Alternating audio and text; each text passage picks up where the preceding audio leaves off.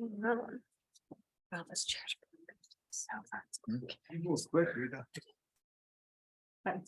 All right, good evening, everybody. It is Wednesday, October 19th. It is 7:03 PM. This is the regular meeting of the town council. Start the meeting with a pledge of allegiance. We all please rise. I pledge allegiance to the flag of the United States of America and to the republic for which it stands, one nation under God, indivisible, with liberty and justice for all. Thank you. And next up, we'll take a roll. Penny, you want to take the roll? Okay. Robin Bates Mason, It's probably on our way. Rita Bettina, Here. Tom Butterworth. Here. Mark Jimsky, Here. Steve Carl, Here. Luke Kaufman, Here. Mike Morrow. He's gonna zoom in. He just texted me. So Is he on yet? is he on Zoom? Is he on Zoom? Okay, Okay. yeah, I'll join. Maria Norton, Here. Kimberly Norton, Here. Hillary Ormond, Here. Christina Ross. Here, Yeah. Penny Young, That's We Robin. have- Robin's here. and Robin's here. Yep. Okay. We have a quorum. Thank you, Penny. All right, approval of minutes, minutes for the regular meeting held on September 21st are in your tablets. Any deletions, corrections, additions? Rita? I actually have I'd like to make a motion, but I'm not sure if I should be doing that before or after the minutes. Let's do the minutes first, then I'll take the Okay, motion. great. Any deletions, corrections? Seeing none, we approved by unanimous consent. All right, now you can make a motion, Rita. Thank you, Steve. I'd like to make a motion to add an item to tonight's agenda to discuss a proposal for the town council to host a public forum regarding the New Canaan's cell tower plan. Okay, need a second. Put that on the agenda. Maria? All in favor? That it looks like unanimous. Thank you very much. We'll do that. Let's see. We gotta figure out Since where. we're zooming, do we have to do a head count? Morrow is now on. Mike's on now. Yeah, so let's take that up right before our committee reports. We'll put that sort of last on the agenda. Because that'll dovetail in. Okay. Public comments. Members of public are welcome to speak to the town council on agenda topics scheduled for review and or vote. Speakers are required to provide their name, street address. Anybody here in the public or online that would like to speak to the town council? Seeing none in the room, is there anybody on Zoom? Anybody have their hands raised? No one has. Okay, thank you very much. Item number 4. First selectman update. Kevin is here tonight. Kevin, you've got the floor. And remember, the Yankees game 1 is on with Houston. Okay, We're thank you. moving this along. He's got it. Live mic. Am I on camera if I'm over here? No. No? Mhm. Yeah, when are those owl cameras gonna get here? We actually were playing with it yesterday. Okay, good. Another few weeks. I think, to go around, yeah.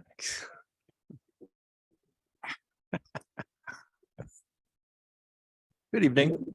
All right, Kev, welcome. So before I give my update, I'm going to read a statement which I just sent to you by email. Another statement about the bizarre world of affordable housing.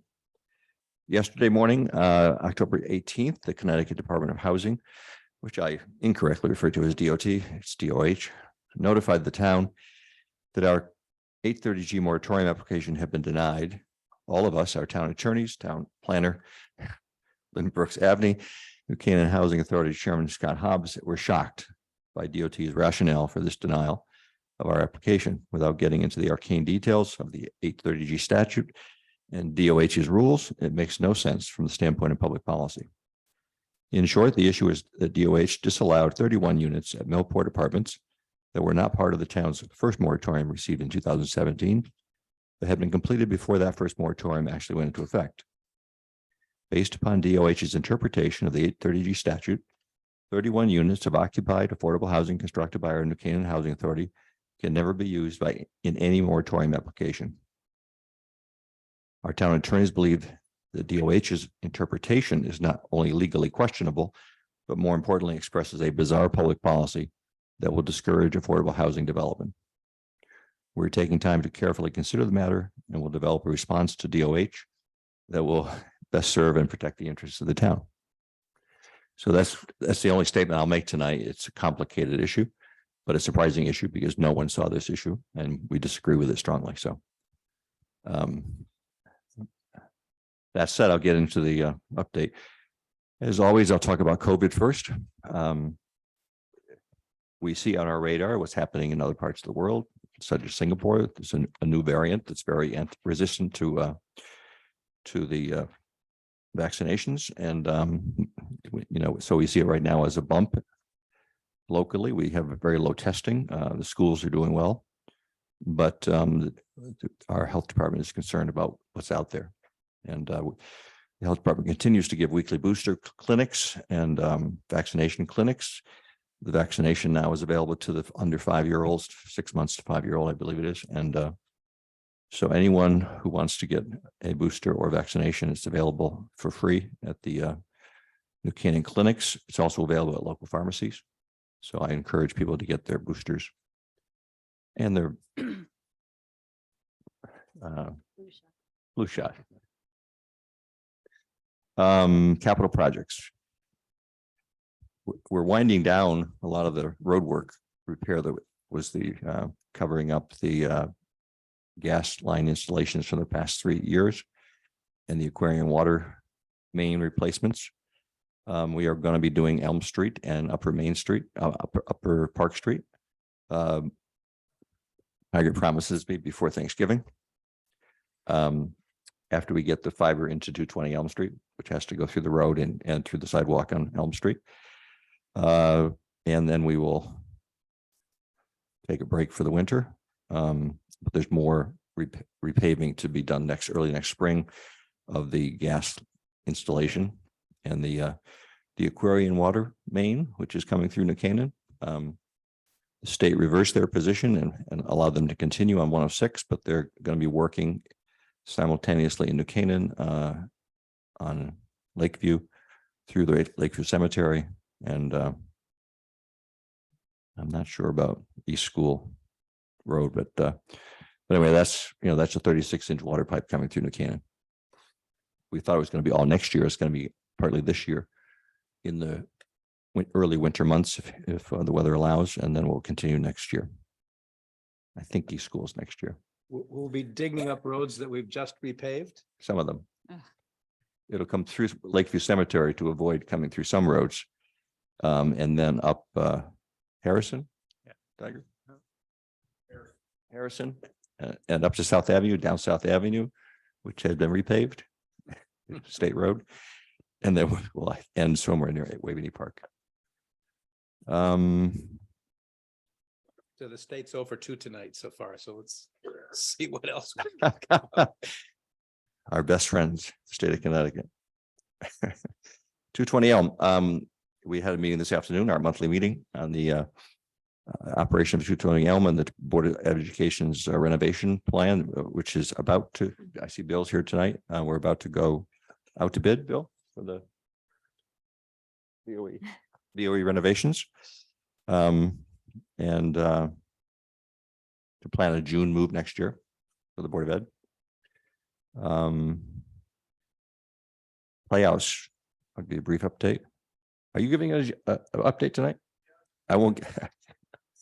You're on the agenda for the update, so I won't do. I won't do the Playhouse update. Bill's doing it, and I'll give the Cinema Lab part of the update. He's going to give the construction plan or the renovation plan. Cinema Lab is doing very well with their fundraising. Just about complete. We have not yet signed the lease. We've been waiting to resolve some of our current tenant issues before we sign the lease. And those are pretty much resolved, and we will sign the lease very shortly, perhaps Friday. Yeah, Board of Finance was impressed though with the amount of money they'd raised to this point. I think there was. They've done very well. Great receptivity in town to supporting the Playhouse Theater, despite the bankruptcy of the largest movie screen company in the world. I think people believe movies will be successful in New Canaan. So. The West Cell Tower. We received advice from the town attorney on the process to follow because the initial process with planning and zoning had been unclear. And planning and zoning is now planning a public meeting on Monday night pursuant to section 824. Every lease of town property requires an 824 report from the Planning and Zoning Commission. They are going to have a public hearing, which they normally don't have for 824s. And they plan to have 2 hours or more. Homeland Towers and Verizon will be presenting. There will be other presenters, and then there will be questions from the commission and comments allowed from the public. So that's the first opportunity of several public hearings that will be held. The town council will be required to have a public hearing. Whether you do that in November or December, you have to do a public hearing on any improvement to town property. You actually don't. How does this work? It's the even though we don't own the improvements, the Bach Amendment requires you approve improvements. So it's kind of strange. And you also have the right to overturn an 824 report by the negative report by P&Z, which is rarely comes into effect, but you do have that right. And then once those public hearings are held and a lease is finalized, the Homeland Towers would begin preparations for a Connecticut Siting Council application, which would then have a public community, what do they call it? Community consultation, 90-day period, in which we would have a public meeting in this room. And then the Siting Council, once they receive an application, which would be after that 90-day consultation period with the town, they would then have a public hearing, probably again in this room. They've been doing everything by Zoom under COVID, but they should be resuming in-person public hearings. So there's going to be at least 4 opportunities for public hearings on this proposed cell tower. And there's the, so I think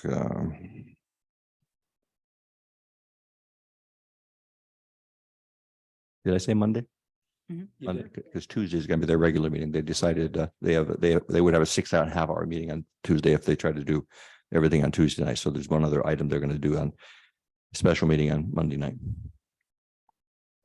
That leaves the police department building committee met last week to review further design plans by the Brian Humes, the architect, and that is moving along.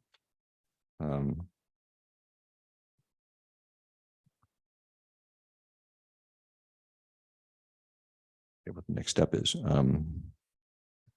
Anyway, I have not yet signed the 39 Locust lease for the town Board of Ed space, which the town will take for 2 years to accommodate the police department. But I'm about to do that. And I think since your last meeting, we hired the grant writer, Greg Riley, who most of you know. Greg has been working for 2.5 years for the town of Stratford doing grant applications, and he's discovered that being a writer is very conducive to writing grant applications, and very successfully. And we fully expect he's going to make multiples of it, obtain multiples of his salary because there's a lot of grants we simply don't apply for, and if we get some grants as of right, like town, what is it called, Tiger? Town aid road and things but we get minor amounts unless we apply for things. And some of them are competitive and we won't qualify, but others are both state and federal grants that if you apply for, you'll probably get money. So, and then we also hired Phoebe Knoll, part-time in the recreation department to work on the Waveney weddings. She's currently part-time employee with Waveney Conservancy. So it's going to be a nice, we're going to essentially give her a small salary and benefits, and the Conservancy pays her a salary and a small incentive. So it'll be a copacetic relationship. And we've hired a number of employees in the past month, to replace people who had left. And including an assistant town planner, including our sanitarian, unfortunately left to go to Reading, and we hired someone from, there's a lot of chair replacing chairs. We hired someone from Richfield who's very, very good. And so we're very, very positive on our recent hires. We've been getting feedback about the commute to New Canaan and the Mart Parkway. That's it's difficult, but we put jobs out and we get 71 applications. So it's kind of like, it's not as though I think New Canaan is a desirable place to work despite the Merritt Parkway. Has the Friday hours helped in the hiring process? People, Darien has 4-day week. Only a couple towns have 4-day weeks. And I had lunch again with the first select woman of Darien. She told me at our last lunch, she gets a lot of flack from residents about not being open on Friday. We just think it's people expect the services the town provides to be 5 days a week. And, cutting back a little bit on Friday. Friday is a bear in the afternoon in the summertime because of vacation travel on the Merritt Parkway. But the Merritt Parkway is a bear if you try to get out there after 3 o'clock. So. Silver Hill Hospital urgent assessment program is going very well. We're going to have another update with them in another couple of weeks. And we're very pleased with that. I think that's all I had, unless anyone has any questions. That's great. Thanks, Kevin. Any questions? Maria? We have another round of ARPA funds coming. That's not We- even. We have, I think, $1 million left in the ARPA funds, depending upon whether we, proceed with the Flexi Pave project for Mead Park. And, but we're going to have another round. I still can't promise where we're going to come out on a couple. So, but How soon do you think, like within a month or? I think by Thanksgiving. I was gonna ask about the reduced hours, the Friday hour. Does that save the town money to shorten? No, we have to, we can vary the town hall hours, but people still have to work their required 35 hours, and they adjust their lunch hours and they adjust on Fridays in order to have coverage. We have them, everybody in the world in the private sector is going to, remote working and flexible hours. We're just asking people to, cover from the time we open at 7:30 until, I forget, is it 2:30 an hour? 12:30. 1:30. And but they adjust their hours, their lunch hours during the week. They still have to work their required number of hours under their contracts where they're union, and of course managers work way many more hours than Has it affected anybody who works part-time? part-time workers are generally, off our radar screen as far as, they don't receive benefits. They're part-time workers. So their hours have been cut back? If they Oh, no, have- no. But again, part-time workers generally, the most they can work is 20 hours. So some work different hours during the week to get 20 hours. They don't work 5 days necessarily. Kevin? Go ahead, Tom. I'm sorry, on 830G, once we get a CO on the new, Tom, I really don't want to, I don't want to feed that Okay. Yeah. anymore. 830G is a surprise. I call it Byzantine. I mean, those of us where's Mike and Hillary, those who are lawyers, I've never seen anything so Byzantine as the 830G regulations. But that's what we're dealing with. Mike's on. The good news is we do have enough points with Canaan Parish to get a moratorium. It's just a question, those points we were going to use for a second moratorium. gotcha. And it's very, so the denial of units, which clearly should have qualified based upon timing, had we, according to their rationale, if we let those units sit unoccupied, we would have had them. So it's kind of bizarre, or that you can time your moratorium applications. So, but to lose, every unit is worth $700,000 or more. So, to lose units under something that the lawyers clearly, and even anyway, I will make more further comments. I don't want to get in trouble. It sounds They like you're saying, still we be have, ready- worst case, we have one more bullet on our gun. I mean. Oh, we can definitely get a moratorium. Can We we appeal have that Mike letter? Morrow on the phone, on Zoom. Mike, do you have a And as soon question? But you know, I would also comment, I don't think any developer, given Unmute Mike. the inflation we're experiencing, can do a project. You can't finance a project at these rates. So, and you know, housing authorities, if they're the sponsor, have to be able to at least cover. They can't go into a project losing money. So I think with the current inflation, we have an economic wall against development for a while. Kevin, can we appeal that letter? Is there a, But that's one of the options. We'll see what the best course is. Yeah, we know we have enough points to get a moratorium. It's just a question of when we want it to start. And knowing we have an economic wall and knowing their attitude about units, we don't want to lose 40 units at Canaan Parish Mhm. based upon this new theory. That would be absurd. Yeah. Why are we doing public housing building if they don't give us credit for them? no, that's Kevin, all. I I was think- wondering if there's due process for towns to appeal in the. There is in the a regulations. process for appeal. You'd think they allow us if we decided to amend our application rather than apply for a new application, but that's another issue. So. Okay, thanks. Yeah, we got a long meeting ahead, so anything else? Rita, Just- one last one. Yeah, just a question on the West Cell Tower for the public hearing that they're doing for P and Z. Is that specifically for that west location? Absolutely. Only, okay. Yeah, Right. again, it's unusual for them to do a public hearing on 8/24, but John Goodwin gets the fact that there's a lot of public interest in this. Mhm. It is on town property.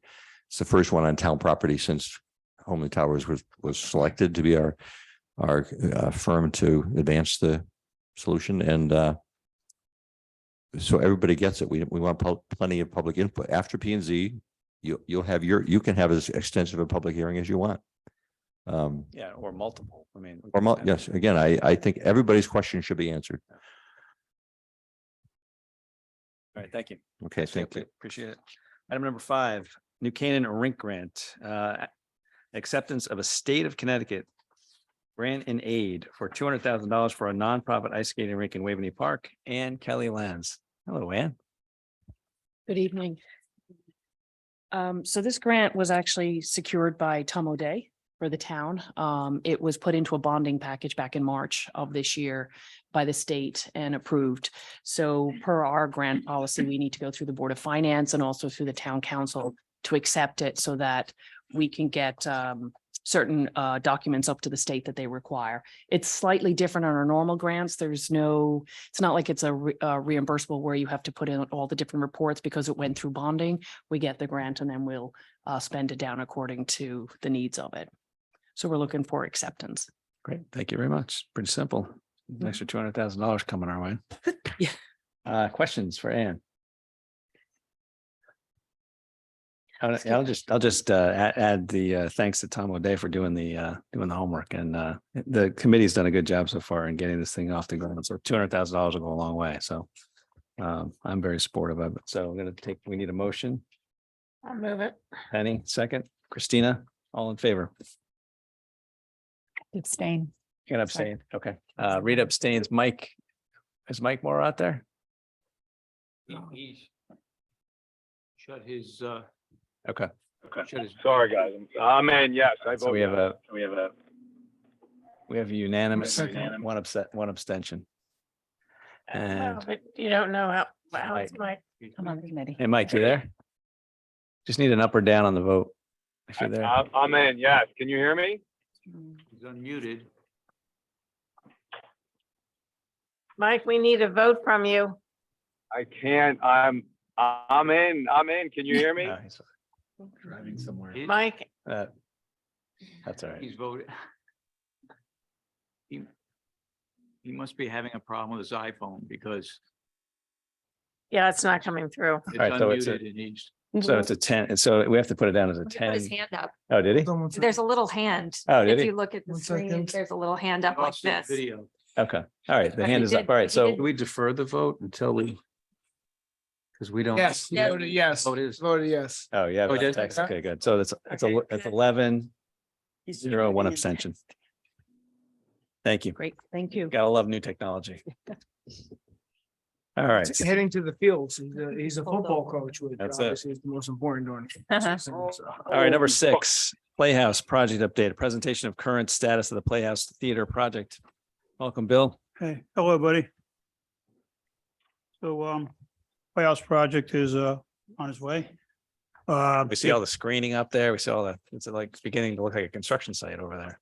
A little bit, huh? Yeah. So anyhow, we went out to bid for the exterior work only at this point. All the belly restoration was a little bidder. Approximately maybe 30% of the exterior work has been completed. If you've been around a theater, they removed the left side of the storefront window. They're gonna rebuild those windows and restore them back to their original. We're moving right along with the design development of the interior work. And we have engineers and structural engineer, MEPs, everybody's on board. They've been doing a lot of meetings over there, going through everything. It's going pretty good. We anticipate getting out to bid early part of January. But we've been doing a little bit of work along the way also and looking for some cost savings by expediting some of the simpler tasks that we can do ahead of time over there. So there's not a whole lot to report on the money end of it other than we're just doing the exterior right now. And we are working with the Cinema Lab team. They have their own design people too, doing the theater, technical people. So there's probably a good 10 of us talking regularly and meetings, whether Zoom and then every other week a live meeting and keeping the ball going on everything. Trying to move along as quickly as possible, and it's challenging in this environment with the supply chain, but we're getting through it. I think we're going to be okay. So we're still shooting for the holiday season of 2023. Who are the consultants on this project? You got Architectural Preservation Studio is the architectural firm. And the engineers that come through their firm also. So, Architectural studio? yeah, Preservation Studio, Carl Rothbart, Okay. his group, his group. And they've had their team, other members of their team come down from Boston, what have you, to do a lot of the work also to a lot of measuring over there. We had to basically start from scratch on the plans. We had the original plans for the building, believe it or not, but 20 years ago, they weren't as detailed as they are nowadays. Right. So, but it was a starting point. So hopefully, I'll come back, give you another report whenever you guys want, or when we have something really significant to report and where we are. Be more than happy to. Can you just answer a question? The pass through between the parking lot and the front, that will be preserved, I assume? The alley? Yeah. Yeah. The alley's going to be, and not only is it going to be observed, but we're going to be rework both alleys actually to handle more the drainage issues we have along there, the stairs issue. Are you accessible doing the route. stairs also? Yeah, accessible route we got to do. Yeah, we're Okay. working on a plan with that also. All right. So it all has to work together for the elevations. It's a very challenging, but we're getting through it. Okay. Okay, Thank you. Thanks, Bill. Appreciate it. thank you. Item number 7, New Canaan Library Construction Loan Agreement and Appropriation, a review and vote to approve bond resolution for New Canaan Library Construction Loan Facility. Kevin and Ann are going to present. You want to come up? Oh, and Bob Butman is here from the library as well.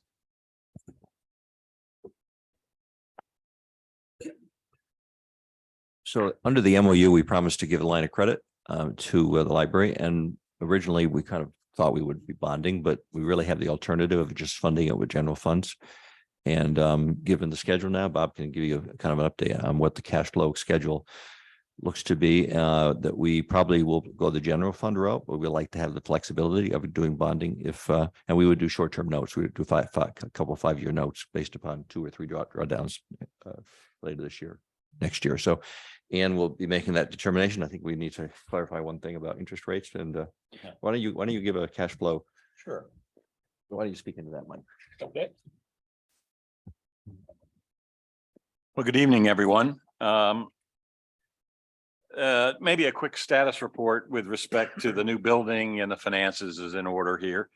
The project's moving along great. That's the good news. So it's on time and on budget, which is music to our ears at the library. To everyone here, I'm sure, at the town council. The building is now 60% complete. And the targeted opening is early February of next year. So we'll be shutting down the library probably the beginning of December and January as we get ready for the transition over to the new building. It's a big project. It's going to involve the whole team. And it's going to be a major effort. It's going to require a lot of logistical support and focus. So the library will be essentially, shut down for that 2-month period over the holidays. The total cost of the project remains $40 million, roughly 31 million on hard costs associated with Turner Construction and 8 million of soft costs 8.5 million of soft costs, and then we have another million of contingency in reserve, which we haven't used yet. So that could go theoretically to reduce the overall cost of the project if everything goes well as it has so far. As far as the building is concerned to date, most of it in terms of the infrastructure indoors is all done. So if you think about electrical, plumbing, HVAC, the elevator, all the outside envelope, it's all pretty much completed with the exception of a little glass now. Inside, they're doing a lot of work now, drywall, light fixtures, ceiling grids. And over the next 2 months, we'll have between 80 and 100 workers there. So this is the peak period of construction. If we talk about November, December, big push to finish everything out really at the beginning of the new year. We'll be shutting down Maple Street shortly for some period of time. I know we're working with town on that. We have to do some hardscape. You have to do address the sidewalks and some construction on the south side, which is the major frontage to the building. And as you probably been noticing, if you're going by, that most of the exterior stonework is now progressing nicely, and you'll see it being completed here over the next several weeks. So that's exciting. And the other thing I'd actually offer is if any members of the town council would like to do a hard hat tour, to actually see what's going on in the building and see how much is being accomplished and what needs to be done yet. We'd welcome that. We're doing those on Tuesdays and Thursday afternoons. So if you have an interest, please contact the library. I think Stacy Smith, who works for Lisa Oldham, we'd be happy to try and schedule something for you. I think you'd really enjoy it. Okay, as far as the finances, here's where we are today. And if you have a spreadsheet, which was distributed several weeks back, that's on the tablet. that is now a month out of date already. So that was as of the end of September, it was September 27th. So we hadn't actually paid the August bills until September 30. So our cash balances are roughly 6.5 million now, down about 3 million from the prior month. Pledges receivable are a little over $4 million. We have something called anticipated gifts. These are one-time gifts and donor advised funds, DAFs, which can't be papered. Okay, legally, you can't take a donor advised fund and make it a pledge. So, but that's a big portion of our future funding. That's $3.5 million. And then we have additional fundraising to go, which is roughly $5 million. So that brings us to a total of about 19.2 million. And that's consistent with essentially where we are today in terms of our spending, which is 20 million. So if you look at the total project, that's 30, if you take 19.2 plus the 20 million, we're 39 change, $40 million to the total and completion. So let's talk about the timing of the borrowing, as Kevin has an interest in. We're going to exhaust our funds over the next 2 months. So if you look at that $6.5 million, we anticipate another $1 million to $2 million coming in new donations. We'll probably burn through that, paying the October bill, the November bill. And so by the end of December, we would most likely draw down on the construction loan. And then we'll be drawing it down for probably 4 months consistently. And the way the agreement works is the minute we do that first drawdown, the town takes over control of what we call a pledge account. That pledge account will be at the bank, and we will go to the town every month with all our bills and ask for whatever. We either borrow money from the town through a drawdown, or we'll use whatever money is in that pledge account to pay existing bills with the approval of town. And we'll go through this process monthly until essentially we've completed the project. And as we anticipate new funding coming in, we'll either have a positive balance in that pledge account or we'll have a zero balance in that pledge account. And if we have a zero balance in that pledge account, then essentially interest will accrue to the following period when we have a positive balance, which fund will pay the interest. So the key parameters in this agreement in terms of construction loan is we'll make our first interest and principal payment in February of 2024. So we have this period upon which we're going to be drawing down on the loan. And I would anticipate that in 2023, the maximum drawdown will range, depending on obviously the speed of which new donations come in, between 4 and 7 million. And that's at this point an estimate. But based on our model, we'll draw that down, that total of 4 to 7 million, by 50% every year thereafter. So we'll take 4 to 7 million down to 2 to 3.5 million the following year, down to 1 to 1.5, and then pay it off at the latest in probably 2026. The good thing is we do have a long runway. So if something happens with the economy, if something happens with the stock market, whatever affects fundraising in the future, we have flexibility, which is the most important thing to get the project done. And I think everyone in town wants the project done on a timely basis so we can move on. And we have something in the agreement that the agreement is designed to have this whole project completed by the end of 2023. So December 31st, 2023. The only thing that would hold us up in the last aspects of this project might be potentially some landscaping if all of a sudden there's some weather issues, because the plan is to get the green in by August of next year, 2023, and then do the plantings either in the spring if we can, if not in the early fall. So I think that's the primary highlights. Thank you, Bob. Yep. Any questions on that part of it? Yep. Okay. Oh, Maria. I mean, we're gonna get more information, right? Like the payment schedule.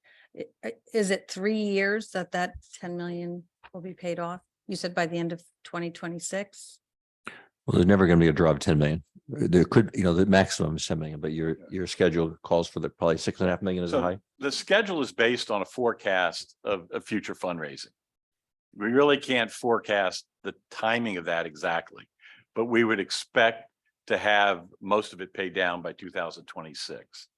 The way the agreement works is we have a much longer runway. I believe it extends well beyond 2028, if I'm not mistaken, to pay off the last interest and principal. But obviously, we don't want to stay in debt any longer than we have to. And, we're going to work very, very hard on the fundraising aspects. We have actually a large fundraising event going on tonight, coincident with this back in the library. So we're working hard to get that last 5 million and to lock down all the existing gifts as best we can, but you never know. One of the questions that came up at the Board of Finance was, there was that point in time at the end of the project where, I think you stated the end of the year in 23, and that's where the line is drawn. We're not going to draw down anymore, right? Isn't there a certain date where you say, okay, this is it, and then the project's put in the complete file where you're not going to take any more out, you're just going to put money back? Can you talk about that? Correct. Yeah. We don't anticipate doing any drawdowns beyond the end of next year. In fact, we would hope to, because of the way the construction is scheduled over the next couple of months, we would expect that most of the drawdowns would end in early summer. I have a question. Hi, Mr. Buttman. Yes. I understand the MOU gives flexibility in terms of the loan amount. It says about 1/3 of the cost of the library, which is around $13 million. That was what the final MOU spelled out. Mhm. So I was curious to know how you came up, or how the team came up with 10 million as the borrowing amount. And my other question is, what's the interest rate on the loans, and any other terms involved with the loan?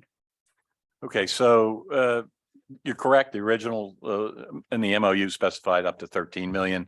Based on our fundraising model and our early fundraising, we reduced that level down to what we thought would be necessary to complete the project. And at one time, we thought that would be 7 million. Now, as it turns out, we want to be extremely conservative in our estimate, particularly given into the economic environment. If the economy goes through a recession, if we have continued difficulties, I mean, that certainly will have an impact on fundraising. So we wanted to be very careful to set an upper limit to ensure that the project would get done, whether fundraising stops temporarily or not. Now, we don't anticipate that, but it's always smart to be safe and sorry. And you know, with respect to Turner Construction, we don't want to put them in a position where they have to stop the project for some period of time and then all of a sudden have to leave and come back. That would not be not cost effective for anyone. You know, so. On the question of the interest rate, I think, Ann, you may be able to talk about this, but at the Board of Finance, they talked about whether or not to bond it or whether it was going to come out of general. So maybe you can touch on that and sort of explain how that would work. Well, the current agreement has the muni rate plus a quarter point on top of it.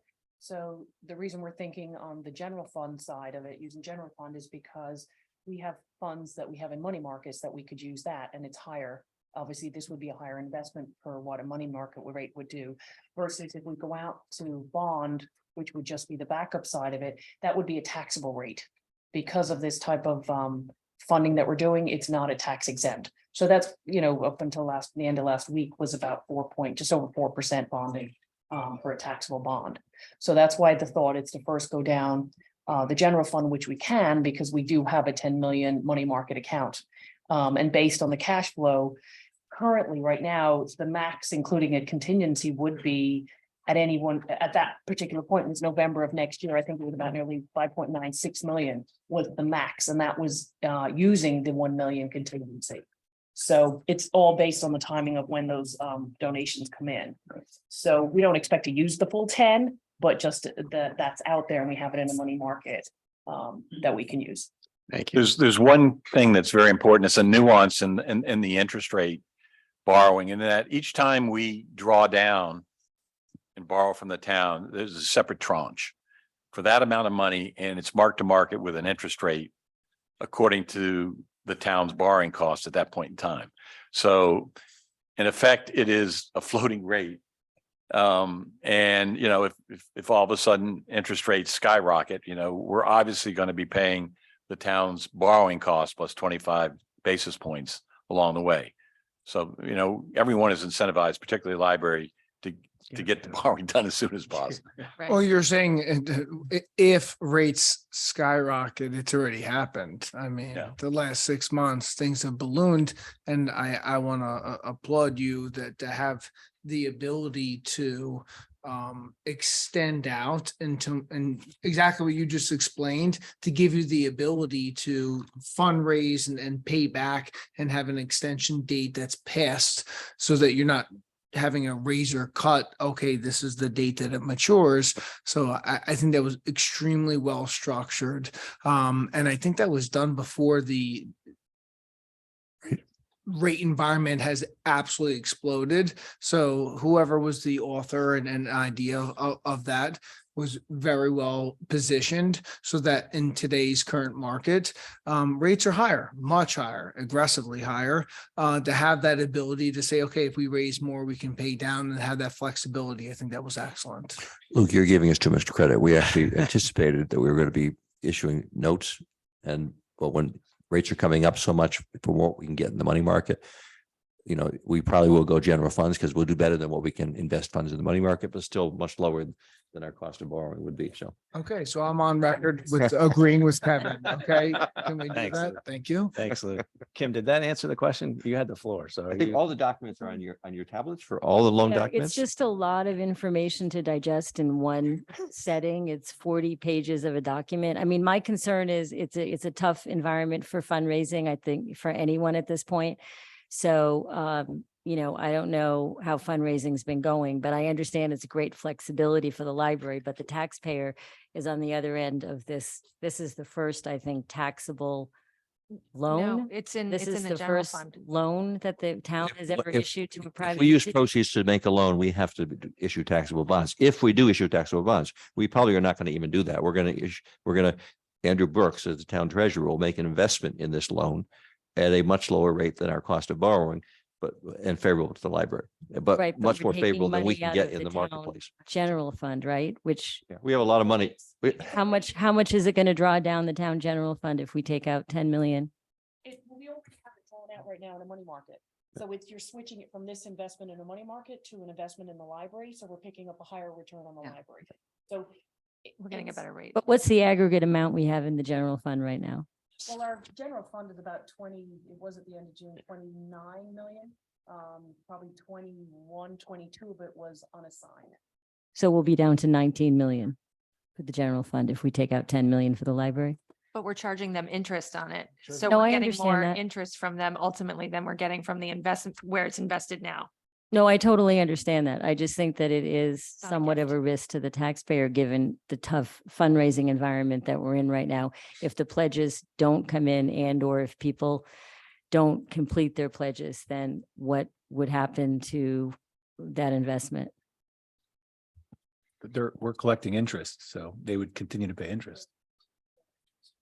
So, What? so there's no, If the money's not coming in, what are they gonna pay? it Yeah, with? how do you, I mean, you can, if you don't have money to pay back a loan, interest doesn't matter. well, most companies can pay interest, Okay, maybe not principal. You know, keep in mind, most, as Bob explained, most we're financing receivables, right?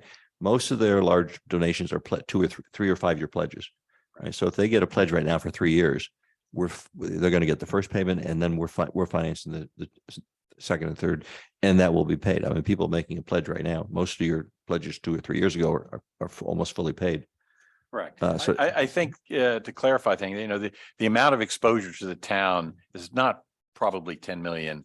It's less than that. And certainly the future fundraising objective is a little over 5 million. And so that is the true exposure. Like, you know, how long is it going to take us to do that additional fundraising? We're trying to do it as quickly as possible, but given the uncertainties of the economy, it could stretch out, but we have a long runway to do it. And we certainly have the capital to service the debt and pay the interest over the time. So we're in good shape. And I I'm sorry, just- may I just make a quick point? Go ahead. This is also an agreement. We've made this, the town has made this agreement with the library to either do a line of credit.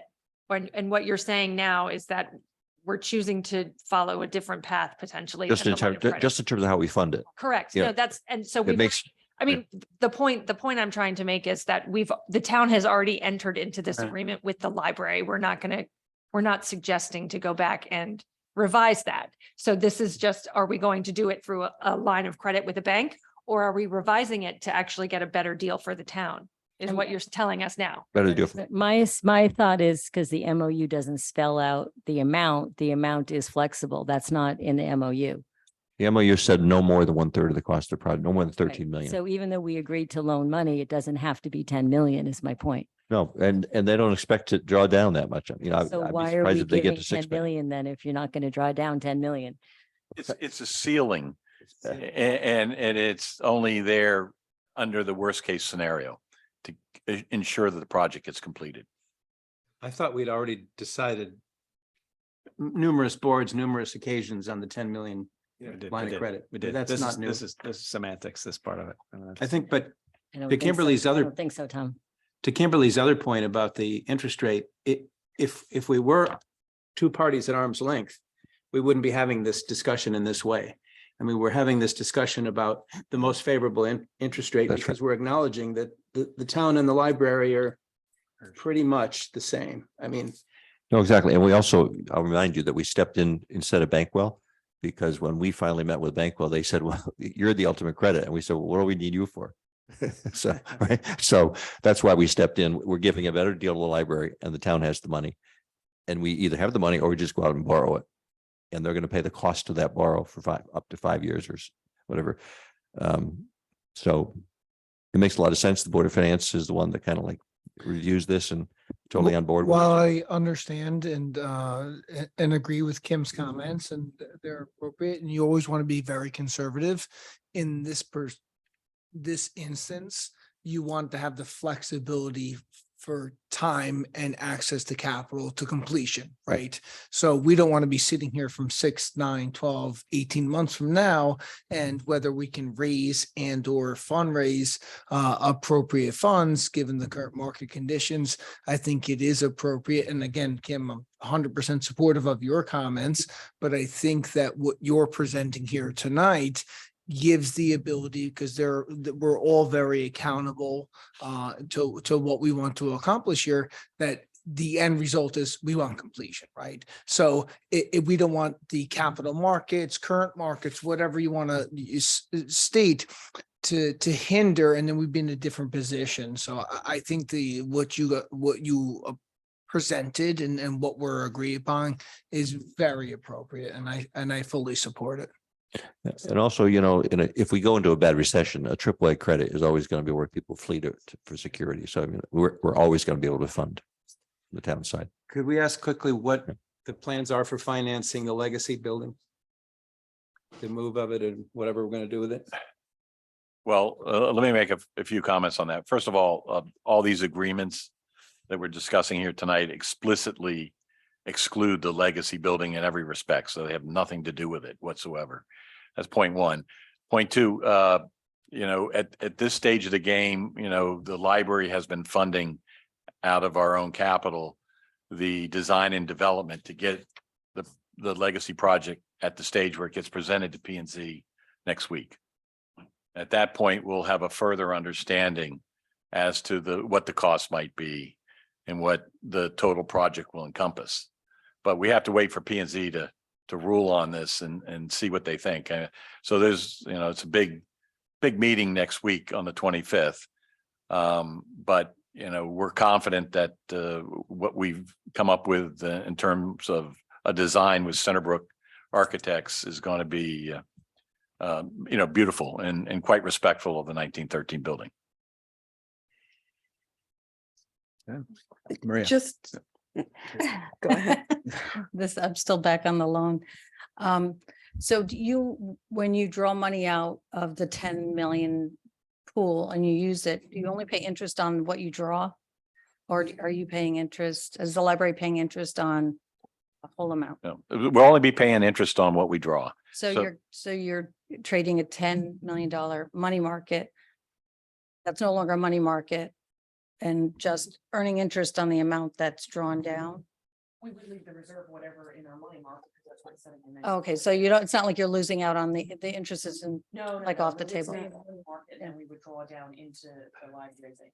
okay. And they would be using their funds first, which they come.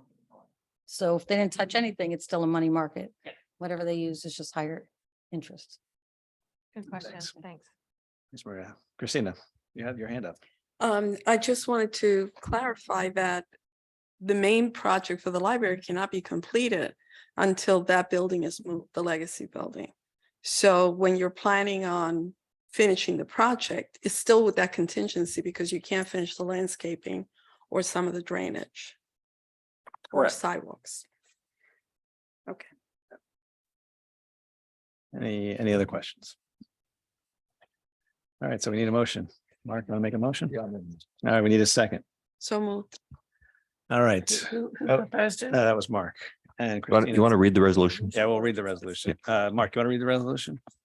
Yeah, sure. Motion to approve resolution authorizing appropriation of $10 million for the library loan 2022 project and the financing of said appropriation by the issuance of general obligation bonds of the town and notes in anticipation of such bonds in an amount not to exceed $10 million. And Christina seconded, so Got it. got it. Okay. Okay. One question. Go ahead. Discussion. Yep. Can we get an update at every meeting as to how much has been drawn down? I mean, I assume that would come anyhow, but just, Yeah, it should start in December or January. I assume that would be part of it, but I just wanted to get it on the record, just so we know. And I Yeah, I think mean, your first drawdown will probably be like $3 million. Yeah, I anticipate about $3 million for the first 3 months, each month. Yeah, you can even send us if you want to send us an email with the amount or something, we can report too, because we do a library report at the end of the meeting too. So So every month we're going to report in to the town with the amount of the drawdown 15 days before the month end, and then they're going to review all the documentation and bills. And then they have 5 days after that to obviously cut the check. So there's a process in place where everything's going to be approved by the town prior to any money being transferred. And their accountants validate the pledge documentation, so we know that the loan is supported by valid pledge documents, if to the extent they're pledges. Thank you. And I know they've been auditing the Right. pledges too, so that's going on. All right, motion on the floor. Any other comments, questions, discussion? Mike has a comment. Oh, Mike. Yeah, listen, I'm in support of this, but Oh, Mike, you're You're unmuted. muted, You're Mike. muted, Mike. am I still muted? Oh, can't hear you. It's so weird. Flashback. He's unmuted here. It's probably a speaker on his computer. No, but Can you text, Sorry, Mike. can you text the question? Hold on. Can you text the question? Said, Yeah. hold on a minute. We're with you. is he muted on the It should be on the chat, no? He said he's not. Or chat it? Zoom? No, what happens? Oh, yeah, there you go. He's calling. Lou, can you hear me? Yeah, Yeah, we yes, got have you. you on We got you. speakerphone. I'm gonna put you to the speaker so you can speak out. Okay, On my phone too, so I don't know why, but. okay, you're live. Everyone can hear you. I'm in support of this and I'm voting yes. The only thing that concerns me is on the process.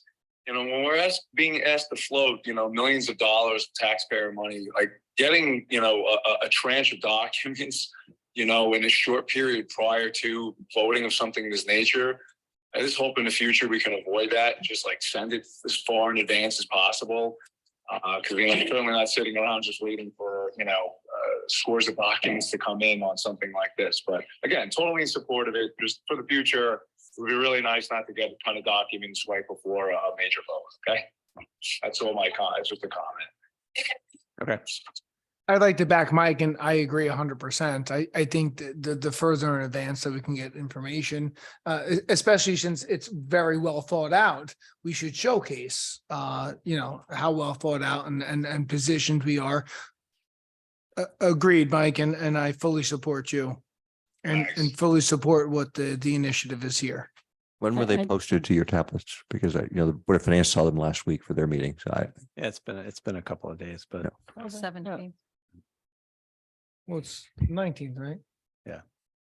I just want to support what Mike and Luke said as well. I mean, my reservation, I know there's a motion on the table, but because the other building is, I took you off. I've heard going to be quite expensive, I feel like it's hard to decide on 10 million if the other building is going to be also paid for by the taxpayer when What there's building? many other alternatives. What other Don't- building? What other building? The legacy building Love you, baby. that's coming up at the next meeting I'm gonna at put planning you and on zoning. You just mentioned that, right?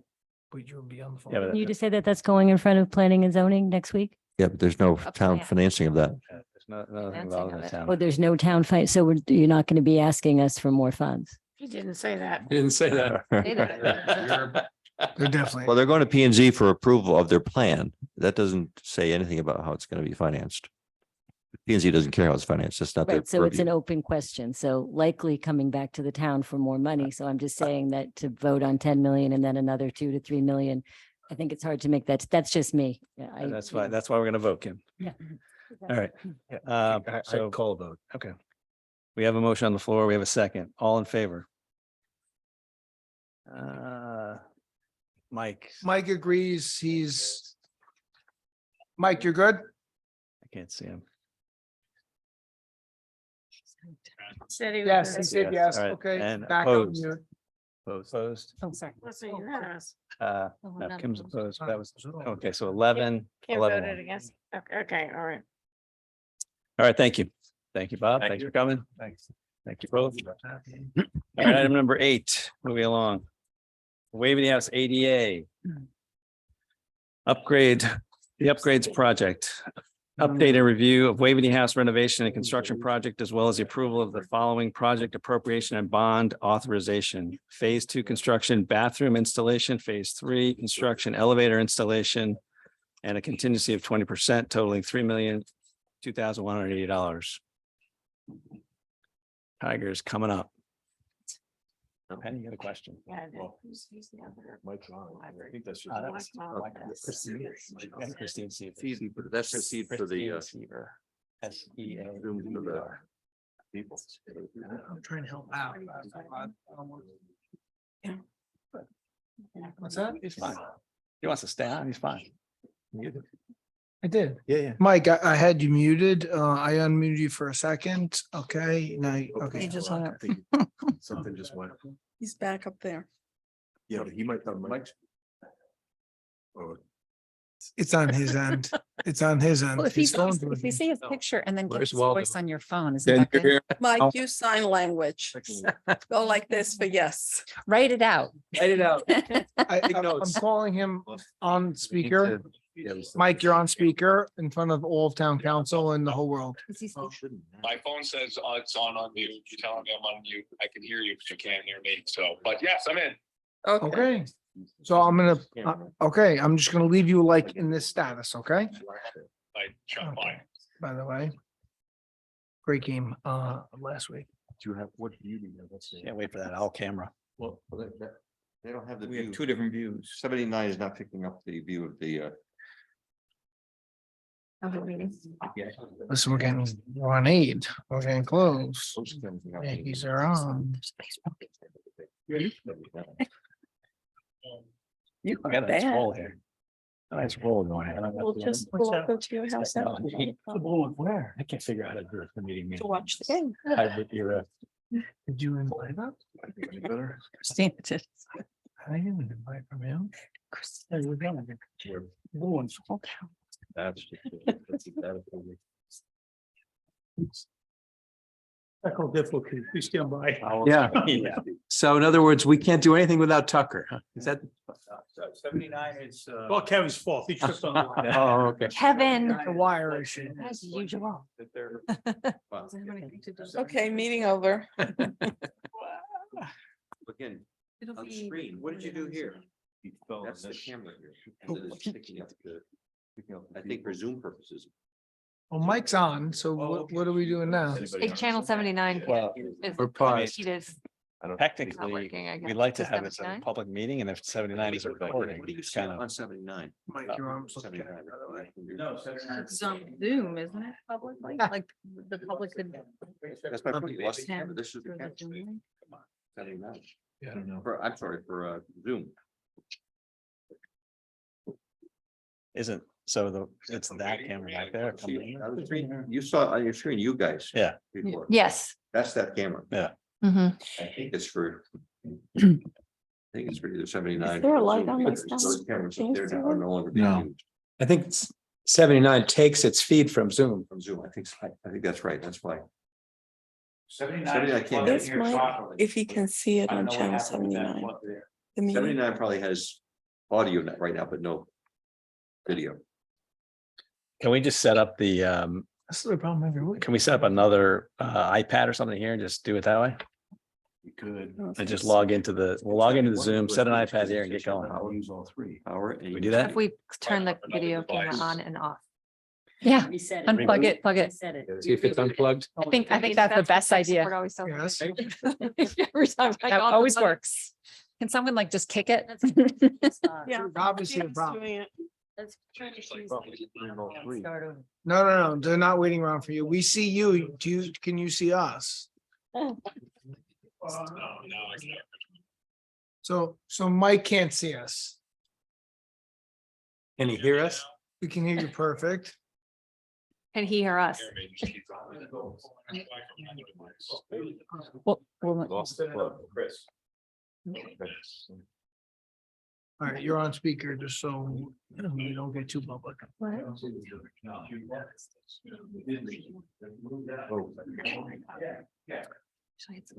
That's your new device. Oh, I'm so jealous. so view my, To be alone. Okay, Okay. Did you bring her tonight? I was gonna hang up. Yes, you ready? Should I hang up? So is there, it says start, because I mean, would you just put start video? Is that the issue? Beautiful. I mean, do you have to be, yeah. We just need to press the start video? Up there, Just start video? it's down. Yeah. Up on the Should they just need to press on the that? videos. I don't have a problem either, but. Hit the start video on the. That's right. the- That's what I saw. No, that was just. Hey, we lost the feed. Hold on a sec. Meeting. Yeah, just, there you go. We're back. Okay. in. I got it, I got it. That was it. Marino. That was Rita, right? I just looked up on Yeah, there. using her mouse. We're back. Which I don't, which is not very good usually. Yep, we're good. Kevin, It's on. It's on. It's on. It's on. Get back in here, Robbins. We're on. We're on. We're on. We're good. Mike's in a waiting room. Tucker's not here, so I don't know if anybody's. Yeah. had a chance. Okay, we're back. Now We're he's back. in the waiting room. So now we just need to let him Steve, admit what'd him. you do? Mike's in the waiting room. Because you gotta let him back in. Issue. It's, it's. Yeah, let him back in. He's. Forget anger on me, okay. Okay, we're back to item number 8, Okay. Waveney House ADA upgrade project. This is an upgrade and review of the Waveney House renovation as read.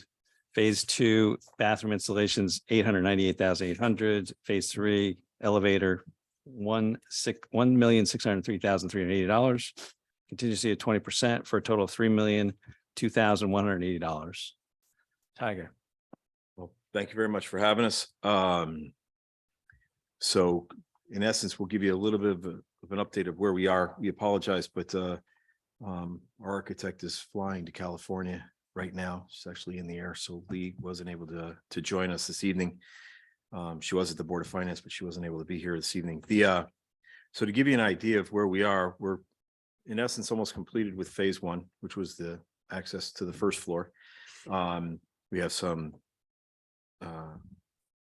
doors that have to be installed. They were on a very long lead time, but they're here now, and they'll be put in. And at that point in time, we'll be complete with phase 1.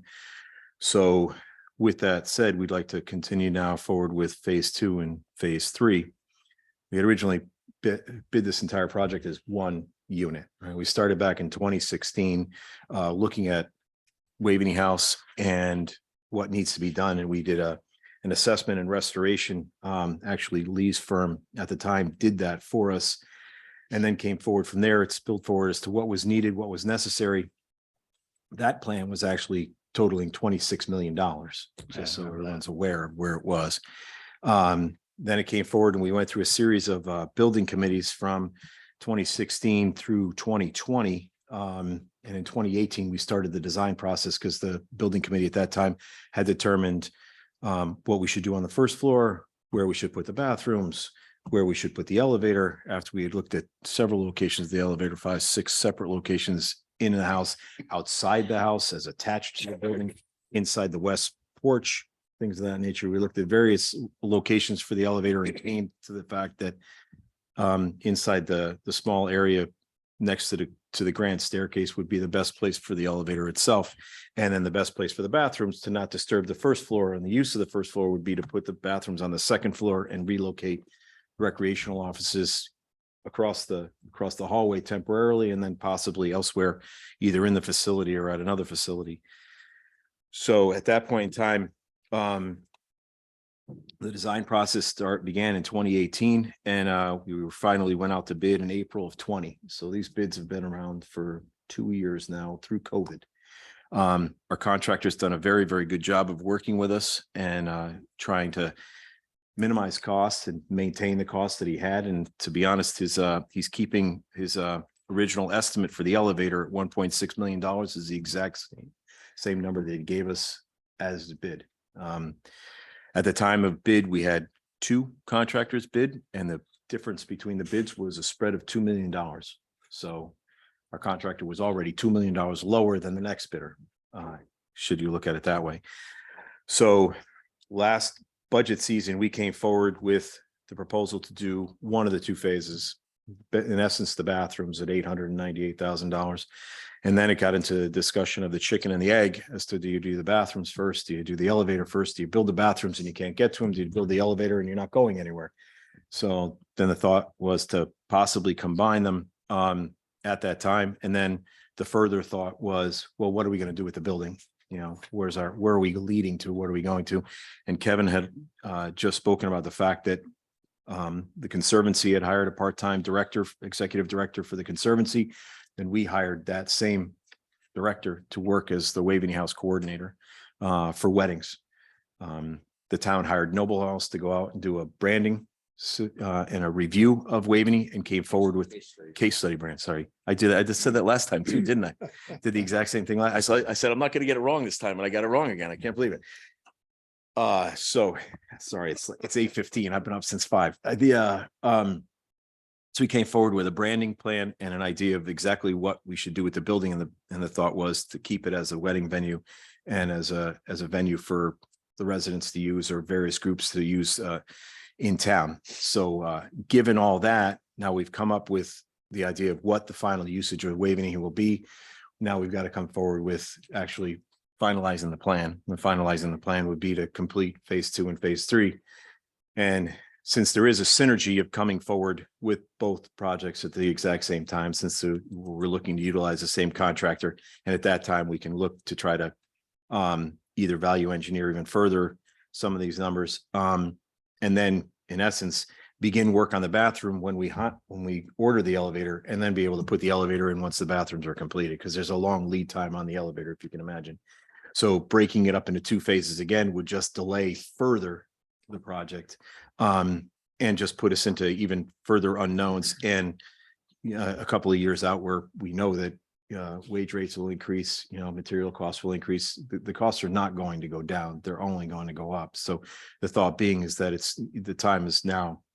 And we're basically at the point where we need to move forward, to be perfectly honest with you.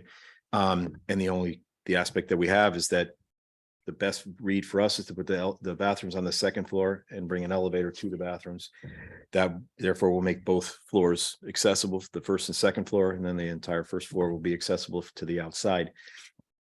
We still have a couple of things to work forward as to whether or not we want to make the lawn area accessible from the patio, things of that nature. But in essence, to get into the building and around the building and utilize the building, and then get up to the bathrooms and utilize the 2nd floor for the bride's room, the groom's room, or to access the recreational offices as they are right now.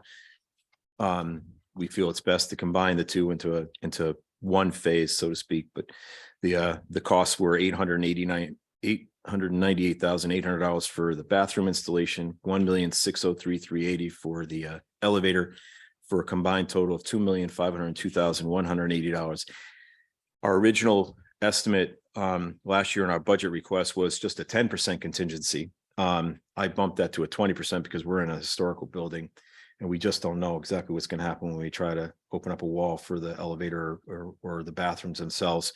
And we were given guidance from SHPO and from our consultant that a 20% contingency on a historic building is much more adequate. Normally you have a 15% contingency for all of our projects, but I bumped it to a 20. That was so that added a $500,000 for a total request of $3,002,180 to complete both phase 2 and phase 3, being 88 accessible bathrooms on the 2nd floor and an elevator to get to them. Questions, Tom? So it seems, I guess it's probably obvious to everybody, you can't do one of these without the other. So I mean, they're both going to happen, or we're going to do nothing. And nothing's not an option that we've been considering. So it seems to me the only real question here is whether there's any financial advantage to deferring one of these pieces. And does anybody have a case to make for that? No, the financial advantage actually at the time was if we had done all 3 phases at once, the contractor was providing $160,000 value engineering to the fact that we were going to phase them all together. That's off the table since now we're 1, 2, 3, and we're 2 years post bidding. That's probably the most important aspect, is that we're 2 years or more, actually 2.5 years post the bid itself. So I can't see that there would be a savings. I don't necessarily see that, the supply chain issues are going to go away. I don't necessarily see that wages are going to go down. His wages for his, you can imagine, they get annual increases, right? They're all union, so they get annual increases. They've gone through at least 2 increases already, and he's still trying to hold his pricing for us, right? So I don't necessarily see that we'll be saving anything. It will just be delaying the project further, and delaying the completion further, which puts us at further risk from the Department of Justice. We've already had the Department of Justice come and look. We have a meeting with them shortly, and we're expecting a full report at some point in time as to what, or full and final report, I should say, as to what they found. But we know that one of their major concerns was the fact that we don't have an accessible bathroom. We have programs on the second floor, meaning our recreational programs, or the bride's room and the groom's room, and we don't have access to the second floor. So with that, this takes care of those issues at that point in time, and it leads us to have a little bit of ammunition, so to speak, when we speak with the Department of Justice, saying, well, we heard you. We already had these plans, and the Board of Finance and the town council, the town fathers have acted and allocated the funds. And that becomes a very good ammunition when we're speaking with them, because it actually shows a commitment, right? Usually when they come with a concern, they ask, what is the town's commitment? In this case, we could actually say we're committed to this project, which would be a very good thing to do in that regard. Best guess, if we were to go to market tomorrow, what interest rate would we be paying on this bond? That one's beyond me. Ballpark? Yeah. Yeah, well, That's right. thank you, Maria. Did you say the estimates you've gotten are 2 years old Yeah. at this point? At present, I mean, it just seems like a lot to have a 20%. It just seems like an open amount. It seems like a lot, 20% contingency. It almost, I almost would feel better voting on the 2 that we originally said, and then come back with updated as bids. if we go back out to bid, we're at risk of losing the contractor that we have, who's an excellent contractor, who's already done the first phases, well informed of the building, did the roof. Well, Was I'm on not the saying other not floor. vote on anything. I'm saying just go with the 2.5 and then come back if you find. Well, if that means that, to be perfectly honest with you, at the moment that I put a shovel in the ground and I find something, I have to come back and ask for more money. So normally we ask for 15% contingency on all of our projects across the board. I bumped it up to a 20% because of the fact it was a historic building. If you want to drop it to a 15%, that's fine, but you can't leave us without anything, because at the moment that we have run into a problem, we have to come back and ask for more money, because we cannot say, yes, you can go and do that, because it's going to be extra money and it would raise the contract value from 2502 to 2503. At that point in time, we're not allocated, or, we're not authorized to expend that money. The Board of Selectmen would only be allowed to approve a contract of 2502, and that's as far as we could spend. So that would put us at a distinct disadvantage. And I actually wouldn't go forward with the project if that was the case. We're bonding, so it better to just do it all at once, correct? It doesn't mean that we're going to spend the money. It just Right. means that it's Yeah. there We and don't it's wanna available. Our track record across the board has been at 15% or less. We've never had a project go over budget. When we've had a 15% contingency, we haven't had one go over budget. We've been within our budget the entire time. So if you have concerns about the 20, you can certainly drop it to 15, but I wouldn't go forward without one. It's Tiger, just not a good idea. I thought at the beginning of the meeting, you said that your original contingency was 10% and you increased Was. it to 20. That's correct. Okay, in the past project with Waveney House, when we did the roof, a large contingency was requested. And we said at the meeting that it was just in case something happened. That money was then used for the windows and other work that had not been approved. But the answer came back that, well, we had the money, so we spent We it did come anyway. back and actually ask, and we actually asked the selectmen for the use of the funds. We didn't spend them without authorization. Yes, it And- didn't come through town council at that point. We found out after the project was done. The point is that to give such a large contingency doesn't allow us the parameters to know exactly what the money's being spent on. Okay. And according to Tom, we were going to revise the approval process so that it's limited, that the contingencies that we approve are only to be used on the project as described and presented, and Right. not on new projects. According to Tom. Tom Stadler. I'm unaware of that. Sorry. I don't remember it. Sorry, I don't remember that. We only utilized the project that was at Waveney House for sealing up the building. We put the roof on and then we sealed up the outside, utilizing it to take care of some of the window problems we had that were leaking into the building that were causing us problems all the way down to the first floor through Yes. the walls, causing us problems. So in essence, it was a judicious use of the money. Whether or not the council is upset about the fact that we didn't come back to you to ask for it, we were within the parameters of the project. No, the issue is that the windows have been replaced a few years before and there's no accountability when work is done and then it fails. I can't speak for that project because we weren't involved. So Okay. that's either A, before our time or before our purview. And I can tell you it's probably both. So I can't speak to that at all. What do you mean before your time? I wasn't involved in that project. I was here as an No, I employee, think it but I was wasn't. handled through Steve Benko directly. God rest his soul. Yeah, so, but we had no input. And that was one of the reasons why, at the time, the Board of Selectmen determined that was during Jeb Walker's time that DPW would handle all building projects. Yes. So I can't speak for what happened before. I can only speak for what happened post. Like I said, you can certainly drop the contingency if you want. It just shackles us a little bit, but if you feel the need, if you want to drop it to the 15%, which is our standard, which was agreed to by the council back. Been a while. That was quite a while. Yeah. I forgot. Well, exactly I mean, who I will say initiated that the track record of you guys after getting assigned to this has been pretty remarkable. So, I mean, but anyway, I actually had a question about the elevator while we're discussing this, because I'm always this long-term person when we do a project of this size and we rip into an historic building like this. Will people 20 years from now say, how come the council didn't think of building a shaft from the basement to the attic, and why? We've got all this storage space and we've got all this building. Why aren't we doing that? And I just want to make sure that we've thought about that and thought about it really clearly, because building a shaft for an elevator, you do it once and you do it right. I don't know how the building lines up, but if It's not a shaft, it's freestanding. yeah, I know it's a freestanding. Right. I understand the way this works, but you've got a lot of space in that building, in the attic, and it's a huge basement too. I mean, so whether or not we want to, I don't know. I mean, And it would be great to be able to use the elevator to go down to the basement and use it for storage. And the new elevator will not be able to accept that. and I'm just asking a question because I don't want to have people say 20 years from now, like, why do they do it this way? It Why aren't we it using? wouldn't be the same cost. No. No, It wouldn't nowhere be near, close. nowhere No. near the same cost. No, to it be quite wouldn't. honest. It wouldn't. But we're already spending $3 million. So I mean, that's the question: is are we spending?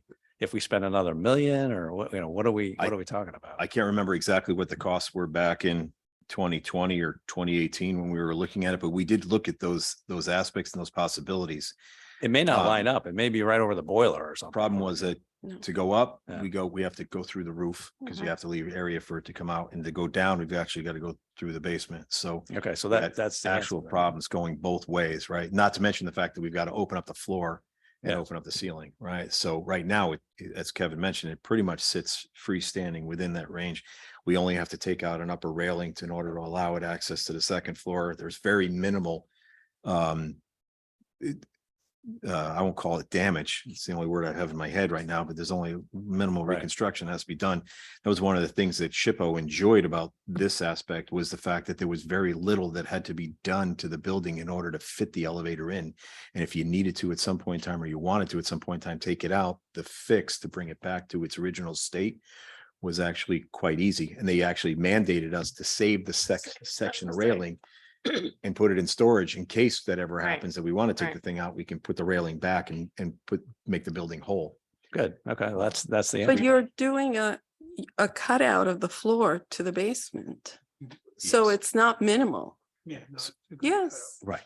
that floor can be replaced. The fact that if I have to open it up and put a shaft all the way down and then open up the basement floor and then put a hole in the roof, that's a whole other aspect. So we did look at that. The building committee did look at that and voted to say no, that they just wanted to have one floor of travel. In speaking with John, there is a way to maintain some of the storage. We might have to put it outside, but there is a way to put it into the service area that we're reconstructing to put, say, the tables and things like that, so that we could open up another one of the rooms, either the billiard room or the library, since they're right, uses storage at present. So we are looking at that aspect as to how we could then find other areas of storage, so we wouldn't have to either A, use the elevator to bring stuff up and down, or B, utilize a staircase to bring it into the basement.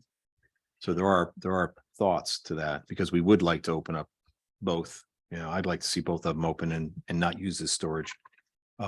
So we are looking at that aspect. But the issue of actually creating more access, or, you know, say 4 floors of access or 3 floors of access, the cost skyrocketed at that point, and the actual work was quite difficult. Oh, you're probably talking about the amount of work to rip into the building would be significant. You'd probably be down quite a bit longer than what you're doing now. But all right, as long as it's if it's explored, we can't look back. So, all right, any other questions, comments, discussion?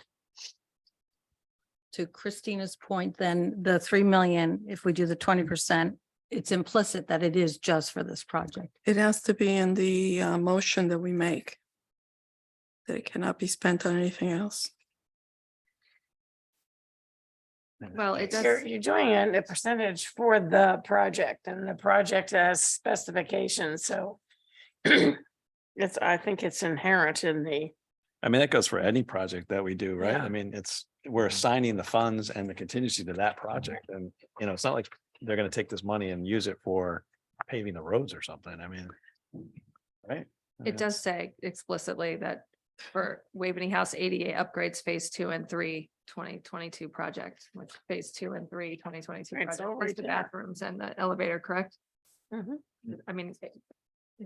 And I guess, you know, we would see updated estimates, and I think that would be important to see once they've been updated, to know where they come in. And, We can give you quarterly reports as to how we're traveling, if you'd like. Monthly reports, I think, are a little. No, quarterly is fine, Tiger. I mean, we see you often enough. You can give us, when you give us an update thing. As we start to roll, we can tell you exactly what's happening with the building and what we're experiencing and where we are. I have no problem coming back and giving you quarterly updates as we, you know, once we. Will the once we get to building, that will the point. building actually have to be closed for a certain amount of time? Will you ever have to No. close it? No, we're gonna, Keep it going? we're gonna keep it going. All right. Right. We're gonna try to work around right now, they've been scheduling weddings out. You know, they're already looking into the further out years, since it's, say, 2024, so to speak. So we're gonna try to work within that parameter and not have to make a bride change her date. That's nice. Christina, quarterly reports are okay with you? Sure. Okay.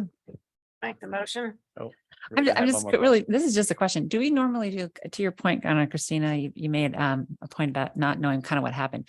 Do you guys do like postmortems? Like, okay, this is the project, this was the plan, this is what happened, and this is where we came Yes. in.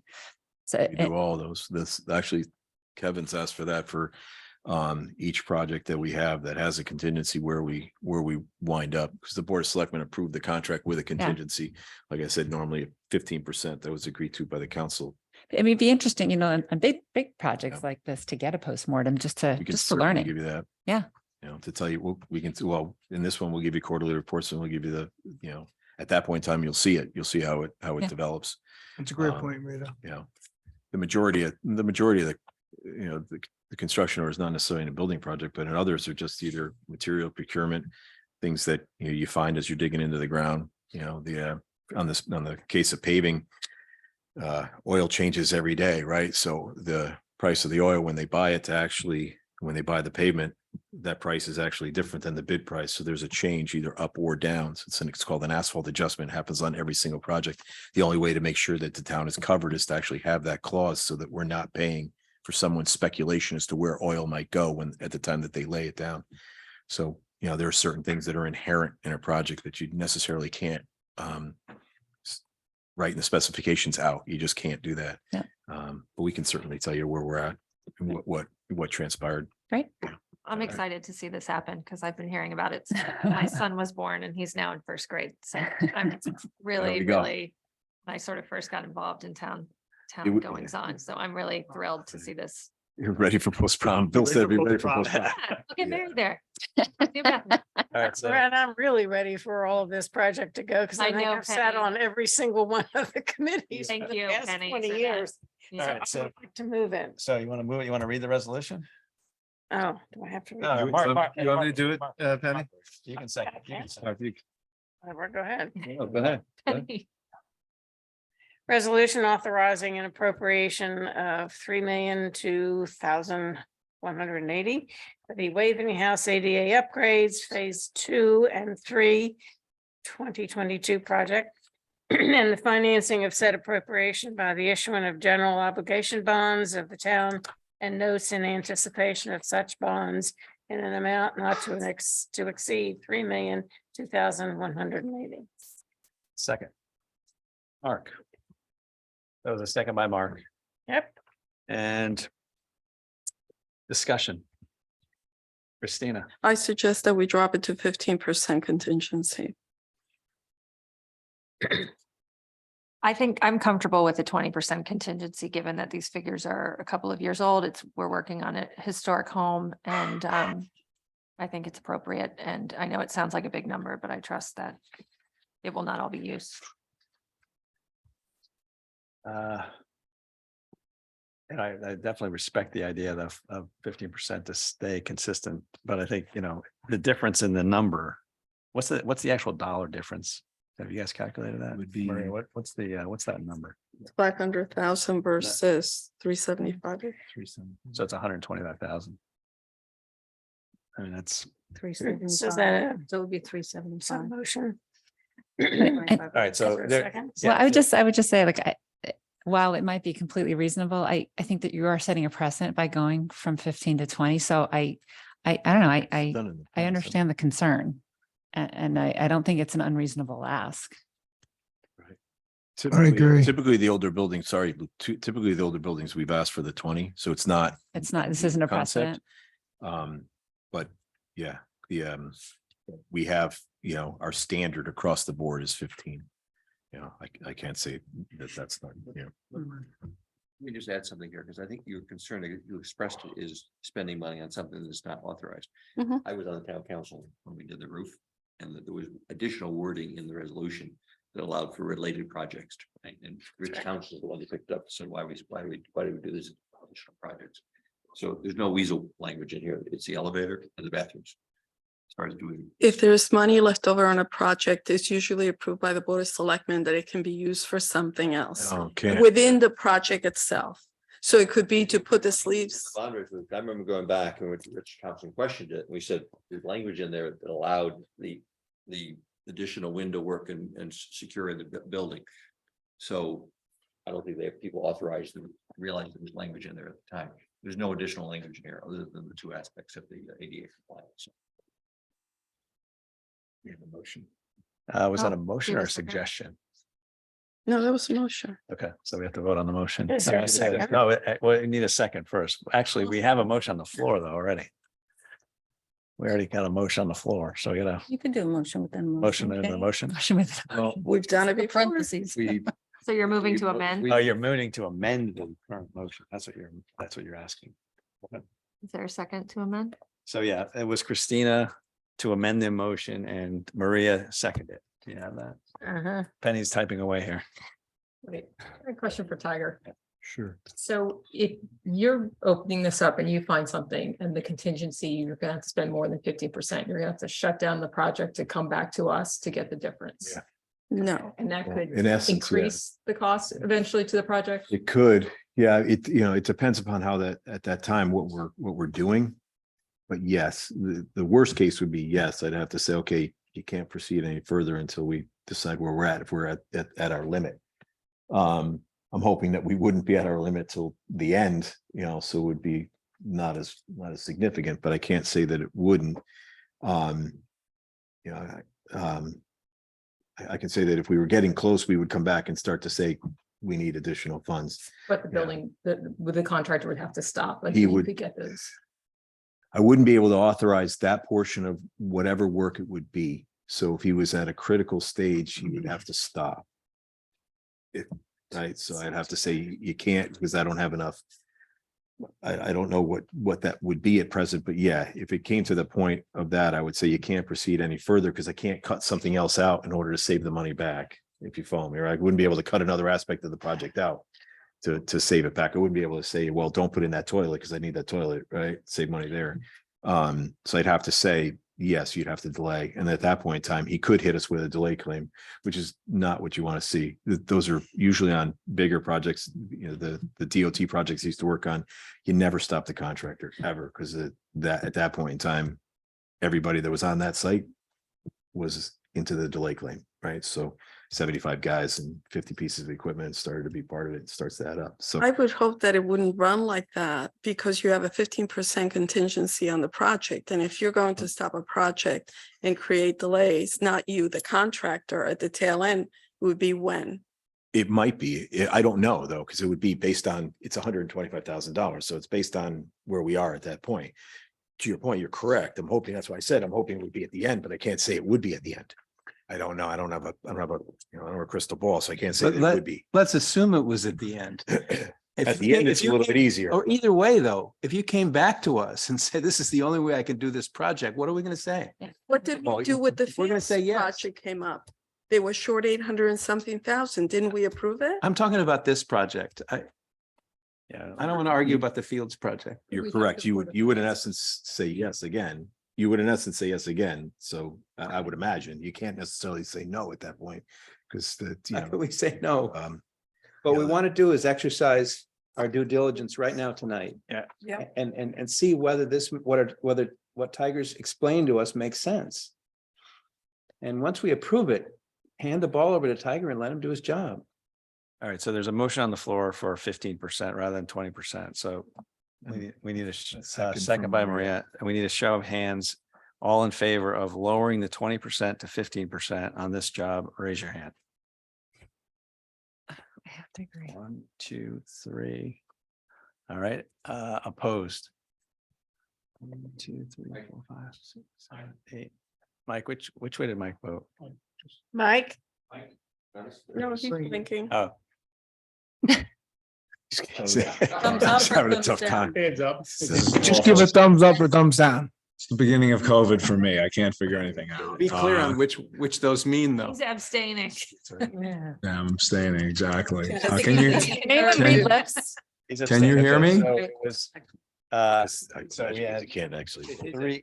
Mike, on the motion to amend to reduce to 15%, are you a yes or a no? no. No. Okay. Is that clear? So, Okay. yeah, that's clear. Right, so that's way to go. 9 to 3. You have to be So- a mom. to- Okay, so motion fails. All right, so now back to the original motion, Seconded. and you seconded, Now I call vote. and you call the vote. Okay. So Further all, discussion, I guess. yeah, we We can already discuss it again, discussed. but we discussed it. So I- Yeah, I'm calling- let's vote. All right, so he's calling the vote. Okay, so all in favor of the total request of $3,202,180. Raise your hand. 1, 2, 3. Mike's is up. Mike's is up. All right, so and it's 11 and opposed. 1, okay. 11-1. Good job, Michael. Got that? I All right. got it. All right, My and Tiger, fingers have already been at work. thank you, Tiger. Thank you, Bill. And please, obviously, you'll keep us posted like you always do. No problem. Thank you very much. Can't wait to see it. We're Thank very you. happy. We're very happy. We're going to make that a usable Finally. building on the second floor. I'm too. very happy as well. It's, It's a long time coming. Coming. I appreciate it. A long time Thank coming. you. Thanks, guys. All right, you, so we had Tiger. an item added when we started our meeting. Rita added it and we voted to add it to the agenda. It's a discussion about cell tower public hearing. Rita, do you just want to give us a Yeah, a just, recap here? so first of all, I just want to say I am in support of dealing with the cell coverage deficit. There's nothing like being on the phone with your mom's cardiothoracic surgeon when your mom gets out of surgery and having the call dropped. I understand it, and there's a safety issue, so I get it. I also think it's important to make sure that we're providing full transparency, bringing the public along. And so while I think it's great we're having these public hearings, I think they're just not enough. And I'll tell you why. Right now, the public hearings are just limited to one location. So we're seeing these things one location at a time. And another smart person from this town council in a previous meeting made a really good point. Hillary, you said, people really want to understand what the whole plan is, not just have one location at a time. So what I would propose is that town council would do, you could call it a public hearing, you could call it a forum, but first of all, to give people a chance to see the whole plan. And I understand it's been around a long time, since 2016, but you have a lot of new people coming in to New Canaan who haven't seen this plan, who aren't aware of it, and people who may have forgotten about it. But I think it would be a great idea to just take people through the plan so that they understand what it is, give the rationale. And then the second part of that is, while people can get up and comment at the end of these, meetings, it would be great to get questions beforehand. People could submit them beforehand. You can ask the public to, you could solicit the public to present questions and concerns. And then when we have this forum, we can address them very, very specifically so that we're providing information, we are transparent, we're giving them the entire plan instead of just these little things one at a time. And people feel like they, are at least being taken along. So that would be my proposal. So the idea would be to have either Ray Vergati or someone would We'd have some be- experts on the, experts would be at the desk. We'd present it. You'd roll out that 16 plan again, walk through it. right. And then. And it would be a take- plan. It would be presented as a plan so that you'd say, we've had a third party come in, address, this is the plan. We're not saying this is, we're going to be addressing it as we go, but this would be the vision based on a third party coming in and, examining it. And so we're providing that rationale. And then we'd have a Ray Vergati, we'd have maybe someone from Verizon. Actually, I think people from someone from the siting council could be there to explain the process so that people are just fully in the know. I mean, I think at least if we had make that effort, of course, there will always be people who are going to be against it. But if we make the effort to really educate people on why we're doing this, the rationale, and address questions, I think that's just the right way to do it. And that will start Monday night with the planning and zoning. Ray Vergati will explain the history of why they were retained pursuant to an RFP. The plan that was presented by Tom Teslick to the Board of Selectmen in August of 2016 that accepted the proposal of Homeland Towers. Verizon will be there and will explain why they haven't been around for 5 years, right? Because COVID changed their focus. They were no longer focusing on capacity in New York City. They realized that people in the suburbs need coverage so they can work at home. That was the big change. That Verizon all of a sudden showed up. They haven't built their tower at exit 38. They haven't. They've agreed to be added to the tower at the Country Club, but we can't get the tower company to get it done. Country Club's on board. They haven't added their equipment yet to the Soundview Lane Tower, although they've agreed to they will, but they haven't done it yet. They have signed up for the Upper Ponus Ridge location, but they it's one thing to sign up and it's another thing to actually install your equipment. So Verizon, I look forward to Verizon explaining to us where they've been for 5 years. So in that meeting, because will every the carrier has a bit of a different no, I'm saying, but strategy it will and be, pattern as to what they're, they will say they're serving their clients here, their customers, and they have a right under federal law to service their customers in our town. Trouble is, they will lie to you and tell you there's coverage all over New Canaan, and there's big gaps for Verizon. AT&T has done a much better job in the past 10 years, and T-Mobile, whether you realize it or not, once they combine with Sprint, they have hanging from all the LT Fiber sliders, optic they have lines. little repeaters. So they all have different strategies as to how they serve New Canaan. So what I'm saying is in that meeting, will the entire plan be So presented? Ray can go through that all, and They're people. going to go through the whole thing. You're absolutely right. We have a new generation. Yeah. We had public meetings with the Utilities Commission back in 2011 over at the Wagner Room, Mhm. right? And there were some people that got up and said, I don't use a cell phone. Like, everybody has, but the reality is most young people said they use their cell phone. If you want to use a cell phone, you need towers somewhere. So this is just filling in the gaps. Okay, so I just want to be clear though. So this sounds great if this is Yeah. what it is. Yeah. So the whole plan. You have the opportunity in Well- November and December to have as much additional public input as you want. It's Right. not as though anybody's trying to limit public input. It's just that we need a tower in the west side of town. And when you have 47 acres, it's pretty. And 40 agreed. I just want to make sure because that's not what the impression was. So if this is different, this is great. What that the- impression? That it was just dealing with this one location and not dealing with. Well, the if anybody entire steps plan. forward, we talked to country school. We talked. No, to no, no, I'm Camp saying, Clear. no, I'm saying sharing the plan, the entire plan Oh, with no, the public. that's with- all, with that's all the in New that Canaan. document. That's all in the Pullman Towers document. Okay. They No, put the west. yeah, I've west- read the document. What I'm saying is, Yeah. I guess I Yeah. want to make You're- really You're saying clear. you want to communicate that to the public. Yeah, like the whole entire plan to the public. Perfectly Well, happy to do that. I think there's a, Yeah. I think what Rita is saying and what I had mentioned in a meeting before, and I apologize for interrupting, is that if there's a plan for 10 towers around town, There's not 10 towers. how many, Whatever it is. Back in 2016, how many towers is there a plan for? I think the Pullman Towers said there's a need for 4 to 6 more. 4 to 6 more. Okay, we Okay. now have Soundview Lane. We have 12 right now, We don't have 12. according to the siting New council. ones, I think. No, no, no, No, no. Existing. Kathleen showed me the list of what the siting council has, Yeah. right? They have the small cells, seven small cells for Verizon downtown and at the Mart Park. Yeah. Those don't do anything with respect to coverage. They just add capacity, right? So they have the Eversource.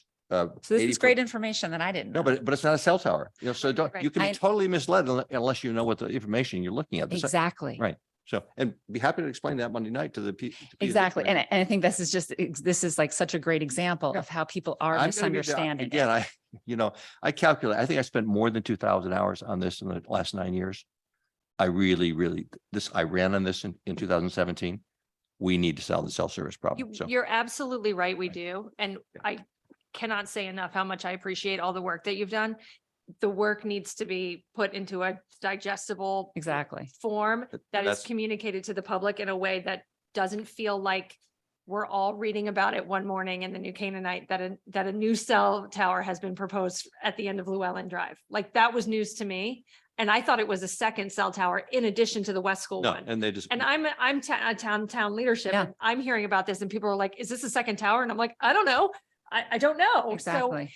if I'm unaware, if I'm not clear about, okay, so 4 to 6 towers, there's Soundview Lane, Ponus Ridge, West School proposed, right? So that's 3. So where else might there be another? East cell side of tower? town, East side, and there's been negotiations going on with a private nonprofit in town. for that okay, location. so not a You have residence, Silver. It's Hill. not the town property. okay? If we have to find town property. Yeah. No, I In understand. the center of town or eastern side, we will. So that's 4 No other town property on the west side of town. and, okay, all right, So east and center. and center. And I want to avoid Irwin Park. Irwin Park was teed up. I'd like to find another location, but if we have to go to Irwin Park, that'll be the last choice. It's So, downtown. can we There's no just put- service. There's no service. But could be just like, I mean, again, digestible, really. Thank easy, you. like- I appreciate Yeah. that information. Thank Yeah. you. But to follow up on what you're saying, and I thank you. I think just people are really visual. Could we just put a map together? Sure. Here's where things exist now. And I think the information you just gave me Yeah. about those micro cells, And it's there is, really there is a important. map in our 2014 P O C D. Okay. Phenomenal. If we could do that and then, And what I might suggest Go ahead. is on our town website, like we did the little moving boxes of various topics that, you know- like that, let me finish. All of Tom Teslick's, all that stuff for 5 years with the Utilities Commission is on the website. You can look at it all. There's a Center Brook report. There's a cityscape. there's a lot of a lot, papers. and you got to look at all this. You got to absorb all that stuff if Okay, you really want to so, understand. so it, Yeah. it exists in various locations. It's all on the website. You can click. It's like a 30,000. How about a one pager? I- Could you do a one pager? You're asking for me to simplify it. Yeah, in a way. yes, Monday yes. night, Yes. Have it on one location on the website, just like we have put all of the weed and elm information you gone to there the so that people Utilities can Commission go to page it. on the town website. It's all there. I have. Yeah, It's all there. I Kevin, have. I think what we're all saying though is it's not in the form. User friendly. And it's not user friendly and we could do better. That's all. And I think if, Well, one piece that wasn't on the website was the responses to the RFP. Right? I didn't realize that in terms of their plan, which they verbally talked to me about, but that was not on the town website. Right. But I just think this is an opportunity with one of these hearings, you can call for whatever you want to call it, to be able to communicate this in a really easily digestible way that everyone feels like they understand. And I think the second part of that too is it's great that people can get up at the end and like, vent and they get upset and they say stuff. But what I'd rather do is understand what those concerns and questions are, like actively and Absolutely. Yeah. make get that and then answer them specifically. We are hearing questions about safety. Again, This is how we'd like to reply to that. You're the next step. You're gonna have a Yeah. public hearing. If there's any questions that are still Okay. unanswered, you have as many meetings as you want. Yeah, but I think what I'm hearing is they, And Homeland Towers and we Verizon just will want to be there. get ahead Yeah. of Yes. what's coming. Basically, that's all it is we're just trying to educate people and answer a lot of those questions that, they may answer it just by looking at 3 slides on a simple website. So, I mean, it should be, we're just trying to get out there before. Now, maybe at this P and Z meeting, all the questions will be, A lot of them are gonna be answered Monday night. That's Yeah. perfect because P and Z is very And deliberative. I know we will have bites at this. We'll have to, as we always have, we'll have to have 1, 2, 3, 4 meetings, however long it takes to make sure that everybody hears about it and gets their questions answered. We'll keep going until everybody's happy. Yeah, So and that's well, how I think there's one other question though that I have, and I think, and again, this is, and I agree with Hillary, there's a lot of work's gone into this, and this is really important. The plan was created in 2016. It is now 2022. The perception, and I'm not saying this is necessarily reality, but the perception is a lot has changed in terms of technology between 2016 and 2022. Have we had Centerline or some other entity take a look at the plan and say, yep, this is still good? Or you know what? I might make some adjustments given the current So you're gonna situation. have one of the major carriers, Verizon, there Monday night for P and Z. You can have them again at your meetings and they will explain technology, right? Believe me, if there were, each tower costs them about $500,000. Homeland Tower is about $750,000 to build the tower. Each carrier has spent about $500,000 on antennas and other equipment. They don't invest their money if they don't need it. And if there's a better technology that they're hiding, Elon Musk's satellites are not going to provide the capacity for the But concentrated. is there a way that Centerline or someone could just say, Again, yes, this is have a still major good? Carrier there explaining what they're trying to do to But provide a services. carrier is not a third party. A carrier has skin in the game to have Want to something get go a Cityscape certain back up way. here from Florida? We can, they consulted with us. Yeah. In terms of. I'm not saying start from scratch. Well, again, Maria's got a question. Yeah. Keep I moving. just want to say to add, the P and Z meeting, it won't have the the back. well, they're going to ask questions and They're going to take public comment for Paul- the first time, I think. Okay, well, I think another way to capture that could be a very simple form to An capture information session. questions. it's got to be organized. It's got to be organized and you guys can Yeah, organize that's yours what I'm and saying. P and Z is going to organize theirs. Organize it. They have a Like say. an FAQ on the town website with the common questions that are coming in. So that's The Board of Ed used to do this, like when there was something that, it's like playing telephone.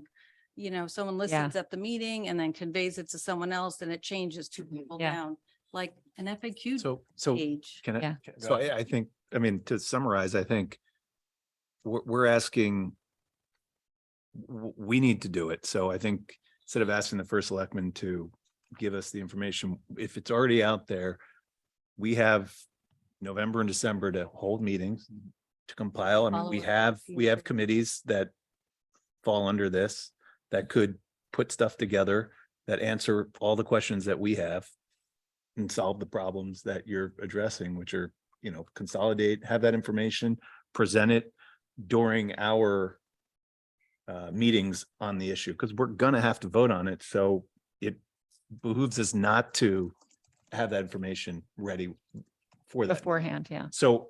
Because we so don't want I to guess hold it my up. bigger Because the other thing question is I don't want to for- hold up. is, do you want, are you suggesting we have another forum before we start our deliberation on this? Yeah, I mean, so the 24th is going to be the first public hearing, right? So I But- would say, But not, forget about the P and Z no, for us. right. So what I'm saying is between that time and the time, the next time we are having to Well, I look think at this. after Monday night, right? We First should of all, maybe consider a forum. Before you watch P and Z's meeting Monday night, you should have watched Tom Teslick's presentation to the Board of Selectmen on August 19, 2016 for like 25 minutes. He presented his plan, Mhm. right? He presented why Homeland Towers was selected to do that plan. Mhm. That you have to watch, you have to read the Homeland Towers 'Cause that was written one of the presentation. questions. That gives you the launch as to what the plan was. And then they said, you know, we will work with the carriers. Now that we have new planning and zoning regulations that Mhm. define what our preferences are. Mhm. They went through a whole process to amend their telecommunication regs. So to your point, yeah, I think between after the 24th and before, I guess, when will this be before us? So why don't we have a November? Second week? We have an agenda item for November, December. Sure. And we won't vote on it until you feel comfortable that. Exactly. If there's the still public- questions. The public has been, we've addressed all the questions that the public had. Okay. So I think I kind of view it as something we should be doing proactively. Yeah. As opposed to Reactively. reacting to what P and Z does. And when Oh, I was we on the don't- town we don't like council- that. Yeah, I was just thinking in terms of timing. So in between the 24th and. Right, and well, when we- unless you want a special meeting, which I don't, I mean, that you're. When We I was just on- I plan was to on the have town it council, on. I was on the for our infrastructure. next agenda, Correct. item, for our next meeting. It will be there then, and we just have to prepare for it. Thought that. Yeah. I think that's a good idea. When I was on the town council, I spent hours on this, right? Yeah. Along with Sven. Sven was my partner at almost every utilities commission meeting. Yep. Right? And we follow a town test. My only complaint was Tom was slow as molasses, right? I was unhappy. The reason I ran in part was because of the pace that Tom Teslick was following. Yeah. So anyway, Thanks. Is there any plan to reappoint the Utilities Commission? no other town in the area has a utilities commission. The mandate that was specified by the ordinance creating the utilities commission is obsolete, right? If you want to create a new mission for a utilities commission, think about it, amend your ordinance, but the current ordinance is silly in terms of representing residents' interest to utilities, right? Currently, there's a water rate increase with Aquarian going on. We're following that as staff. Tiger and Tucker and I follow Frontier and Optimum. Believe me, these utilities are very difficult to work with, but we represent the citizens' interest. I don't know what the current mandate of the Utilities Commission to me is silly. If you want to amend it and have a Utilities Commission, look at what the other towns have, and you won't find anything similar to what. Well, I mean, but I guess the fact that others don't have it, I mean, that's a good point, but the fact that others don't have it, I mean, doesn't necessarily mean we don't need it, but maybe we should relook at it to see if it is something we should. Because New Canaan's the leader. Maybe it's a good thing to consider. All right, another night. Robin. Question. hold on. All this information is on the website under utilities. Utilities Commission, it's all there. But the thing is, I think what people have problems with is you read the New Canaanite, people think the Utilities Commission isn't going. So it's hard. Half of people. half of what's said New Canaanite is not accurate, No, no, which but is part of my problem. regardless of that, you're telling people it's on the website, but they have to go to government, then they have to go over to commissions, and they may not think utilities is still a thing. So I think it just needs to be, like what Penny was saying, an easier place for people to find it. Because I don't think, especially new people or town, are going to the town website and thinking to go look government commissions and go down to utilities. Yeah, but my point would be the 12 of you, first of all, you have to understand everything Yes. about this issue. And then when you do, and you get questions, if you can't still answer questions, we have to answer those questions. But I think if you read the material, understand where we've been for the past 2012, when the Utilities Commission was re-energized after being dormant for more than a decade, right? That it addressed natural gas, it addressed cell service, and it addressed solar, right? It didn't do much more than that. We solved natural gas. Cell, we went through the whole process that Tom Teslick explained the strategy, which everybody agreed. Nick Williams said it was terrific at the time. I agree 100% with the strategy. We're now just implementing what Homeland Towers was asked to do. No, but I'm just saying that Yeah. maybe it needs to be where people can find it. Yeah. Because I think right now people don't, but they don't think the Utilities Commission is. We want a flashing box on Yeah, top of the website. It's that also says, hard. I "Look mean, it's here, a lot of look here." information to go through to get. Why are we It's a lot. opposed to This, I mean, It's a we're lot. supposed to be here servicing the community, and if the community is having a hard time finding it on the website, then put a little box that says cell towers. And make it easy. Self-hiring. Yeah. And not only that, I mean, Geez. to your credit, you are perhaps the best resource on this because you know the most about it and you've worked the hardest on it. And so, part of it is you being Part of it. the best option. Yeah, not the best option. I'm the best resource for this because you Right. have lived and breathed it and Right. you know the most about it. So, I'm asking you questions not to be, I have no problem spending as much. no, time I as you want. understand that, But again, I think you have to look at the foundational documents first. understood, looked at them. They're in writing.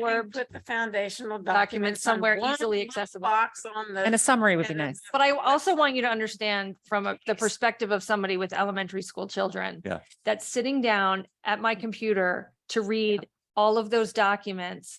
If my kids are at country school, they're right by where the West School Tower would be built.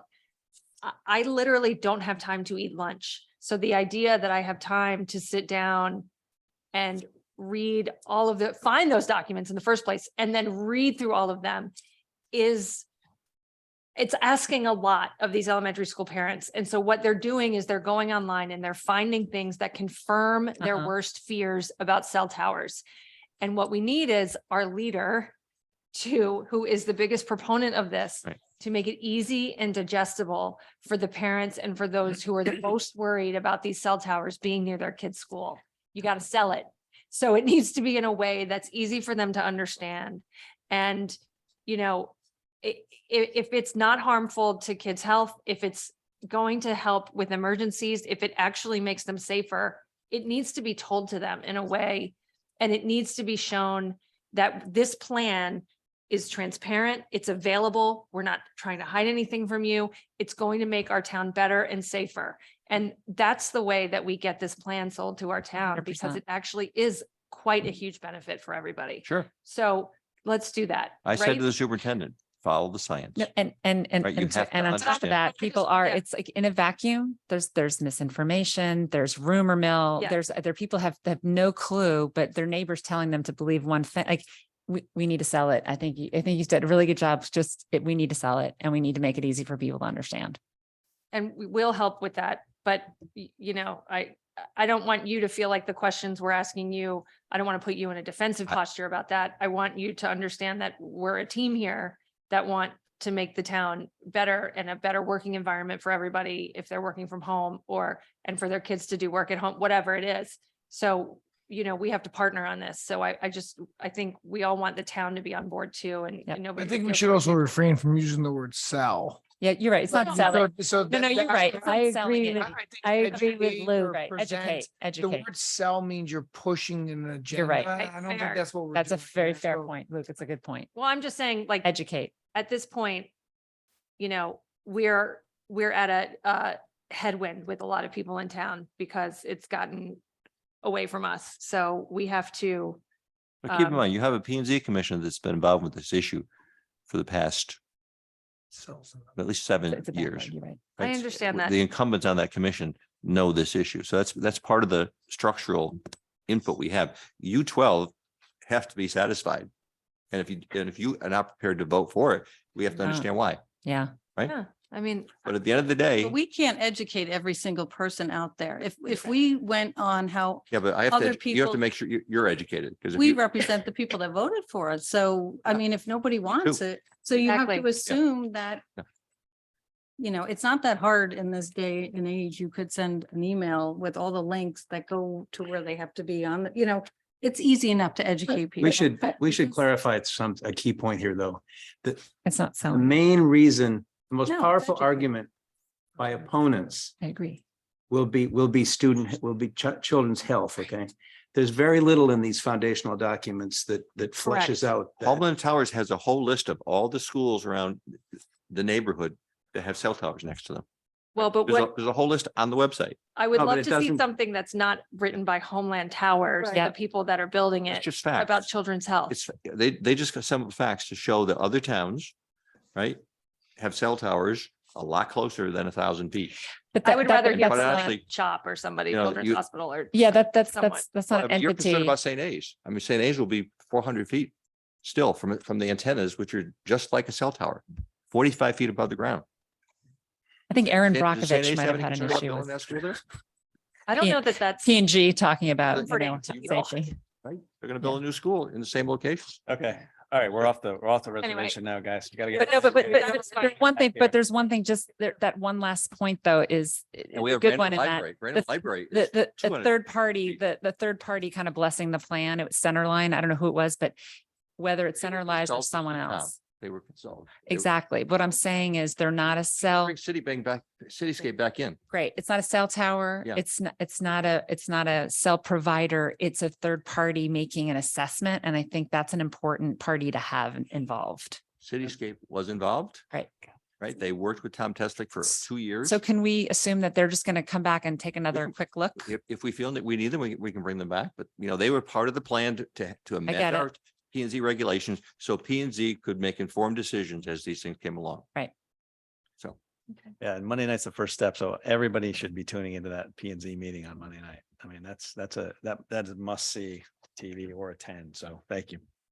All right, moving on. We're going to approve item number 9, the meeting schedule, approval of council meeting schedule for calendar year 2023. You all have it on your tablets.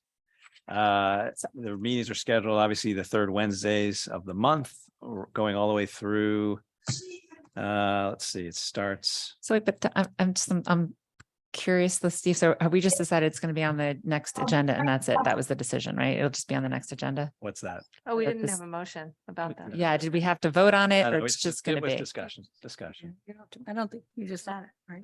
We're just at it. Okay. Just wanted to make sure. Okay. All right, starting in January 18th, running all the way through December. And traditionally, August has no meeting. You'll see that. So does someone want to make a motion to? Motion to approve. Mark, second, Kenny, Sure. all those in favor of our 2023 meeting schedule?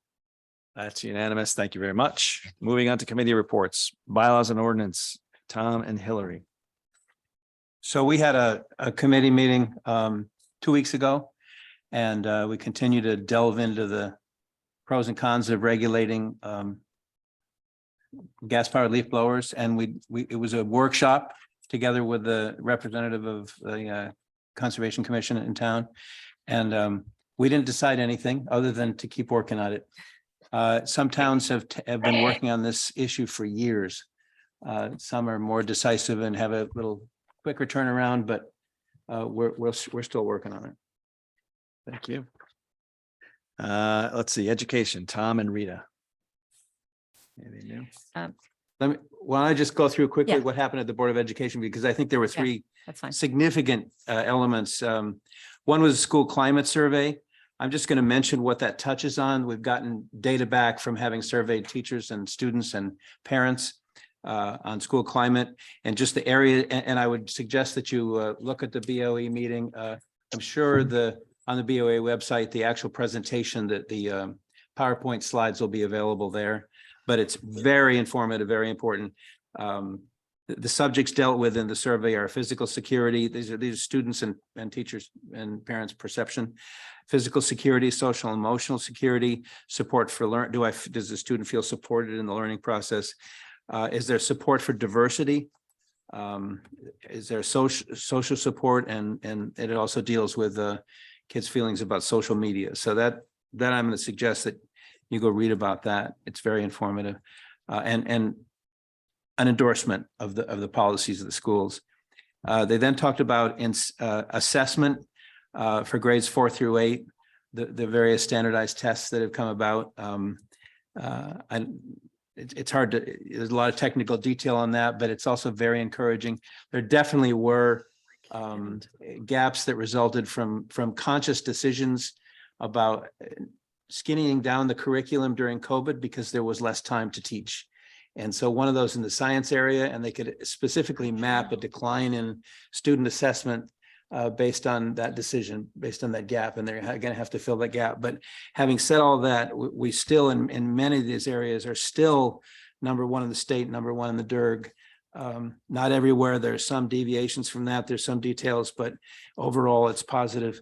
The one thing that I think we might want to try to get our arms around a little more is the Crisis Advisory Board made an excellent presentation. The presentation is 20 minutes. The Q&A afterwards was another 15 minutes, but it really gives you a handle on how we're protecting the kids and what the infrastructure is for that, what their process is. I'd love to get that on our agenda at some point. It's just about the most important thing I think that we could be talking about. Last point is, we've discussed for years and more some years than others that there should be some meeting of the minds, conceptual planning among the various town bodies preparatory to the consideration of the town budget. So the Board of Ed particularly decided that this coming Monday night, they would have a meeting and we would all attend that to get educated on some of the issues regarding the school budget. I just sent a note to Katrina that the P and Z meeting is probably going to take precedence over that. So Yeah. they might want to think about the Yeah, timing of that meeting. I was gonna say the same thing. The overlap is not good. We could divide and conquer. What's that? We could divide and conquer. I don't know. I don't want to, I don't want to miss either. I'm very committed to tracking schools, but not on Monday night. No. Can I just add one thing to what you had said? Because I do great summary. A lot of parents got in the mail the results of their child's assessment, which I did too. There are 2 envelopes. One was for math and English and one was for science. Is this K through 8? This is K through 8. My son was in 8th grade, so he took it. And so you're getting results. And sometimes it's a little surprising for some folks. So I think if any of you have questions about that, before you do reach out, I would go to the BOE meeting from Monday. And they give a really good explanation of the methodology, how it's used, how it's not used, and also just a summary of, how all the kids did, and then our comparison to our DERGs. I think if any parents listening, or if you know of parents who'd be interested, I encourage you to listen to that piece from the BOE meeting on Monday. Thank you. Anything else? That's Great. Finance and Government, Mark and Maria. Nothing pressing. Obviously we're with the BOE meeting, we're getting close to budget season. So to the extent that we can educate ourselves, I suggest we do. Hopefully that Monday meeting can be changed. And then around ARPA, there's currently nothing that we're meeting on.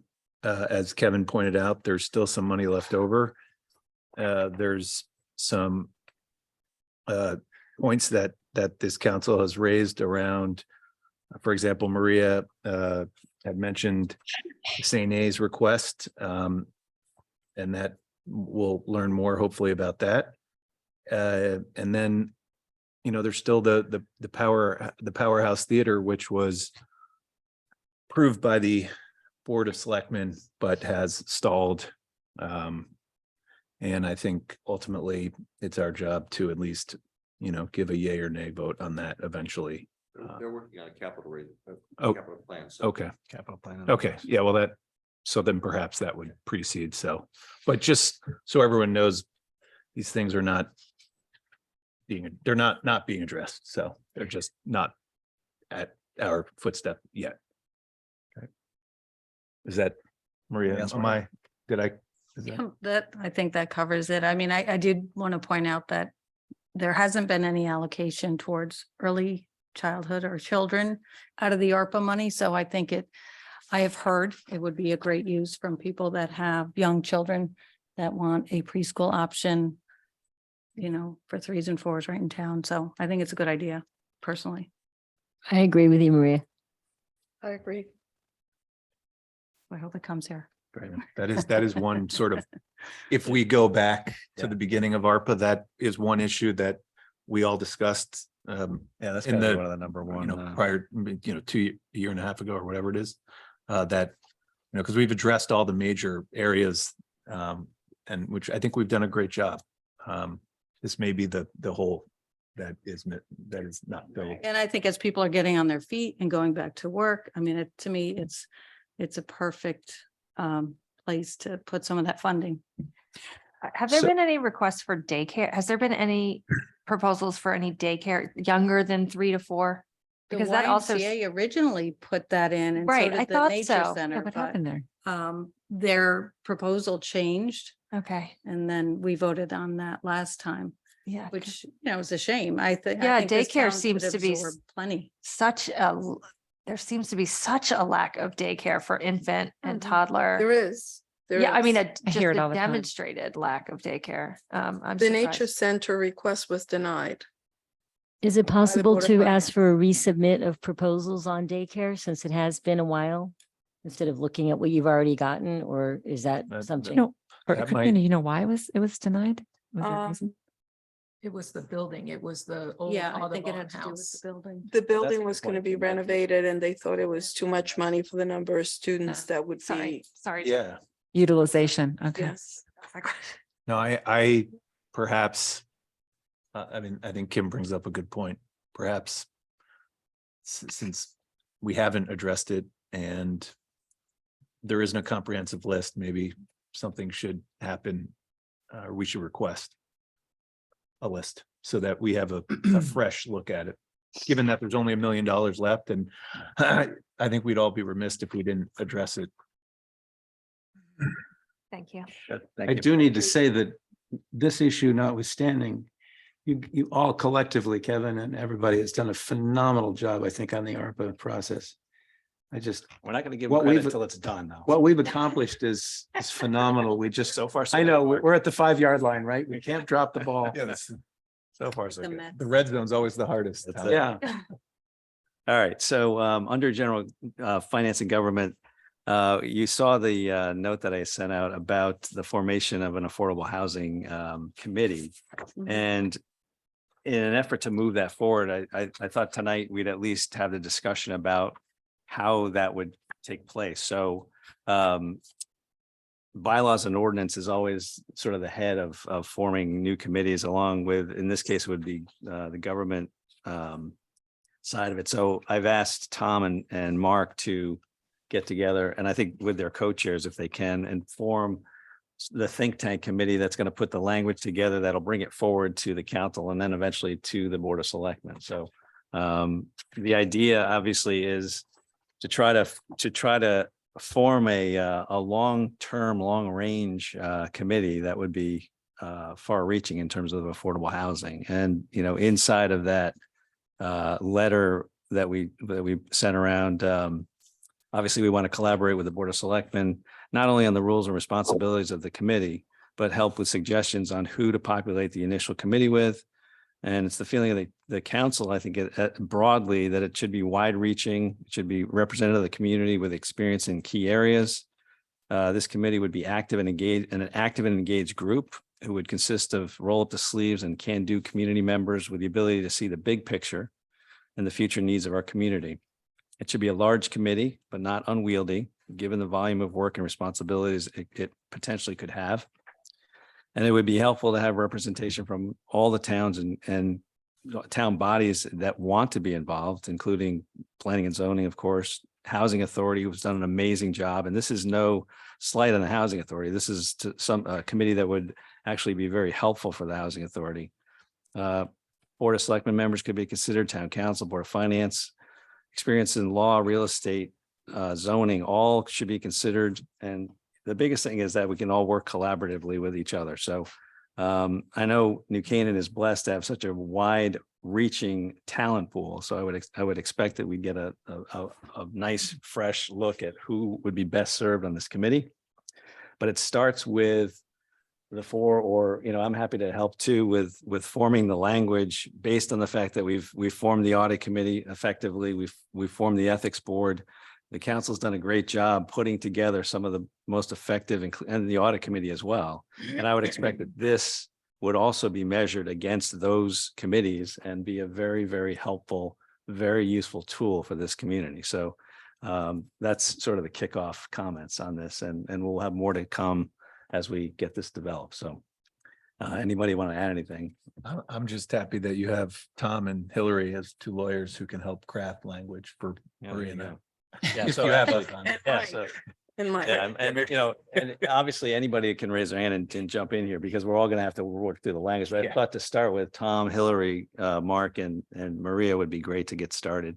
And you know, that's a publicly noticed get together. So, you know, anybody can come to that. You probably, I don't know, Zoom or whatever, but it'll be a working group to get this written. So Do you have to form the committee first before you meet as a committee? no, you don't. It's a joint. It's a Meeting. joint meeting of the town council members to talk about it. So Make sure you notice it. it'll be noticed. It'll be noticed. Will be noticed. I'd like to make a comment, Steve. Go ahead. I had lunch today with the first selectwoman of Westport and Darien. And we talked, they don't have affordable housing committees yet. My conversation with John Goodwin was that the selectmen would form a committee. Yeah. If the town council wants to form anything, you have to do by ordinance, and you're authorized to form new boards and commissions. But you can't appoint members. Oh, that's So, fine. I mean, I would suggest, I mean, we would give you a list of suggestions, and Well- obviously you're the one that's going to do you're the one that's going to do the hardest work. Yeah, We're the just gonna question kick of it the off. timing for an affordable housing committee and what it's designed to do is something that I think the selectmen will undertake before you get there with an ordinance. Or ordinance usually take 3 or 4 months. So We but- can move fast on this one because we need to do Oh, it. And I know, I mean, anyway, I don't think we're on the same page about the plans for the. I talked to Nick and Kathleen as well as late as today, and they're both on board. So hopefully we can get this done, and we'll do it collaboratively, like we've promised. We'll get it done. All right. Moving on. Next report, Health and Human Services, Penny. Pam, I'm gonna give a Okay, quick thank update. you. So as Kevin said, the health department continues to vaccinate, at the high school, schoolhouse departments, Waveney Inn. There are also flu clinics are being given by Health and Human Services.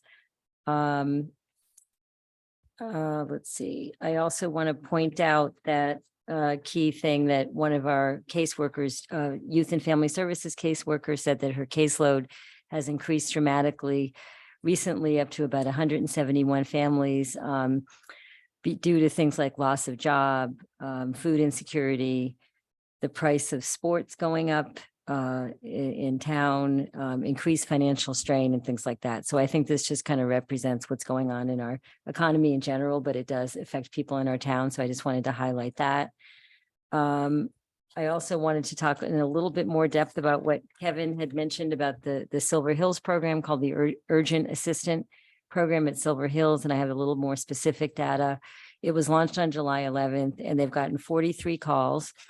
They've taken in 36 cases. 7 people have not been serviced. I don't have details on that.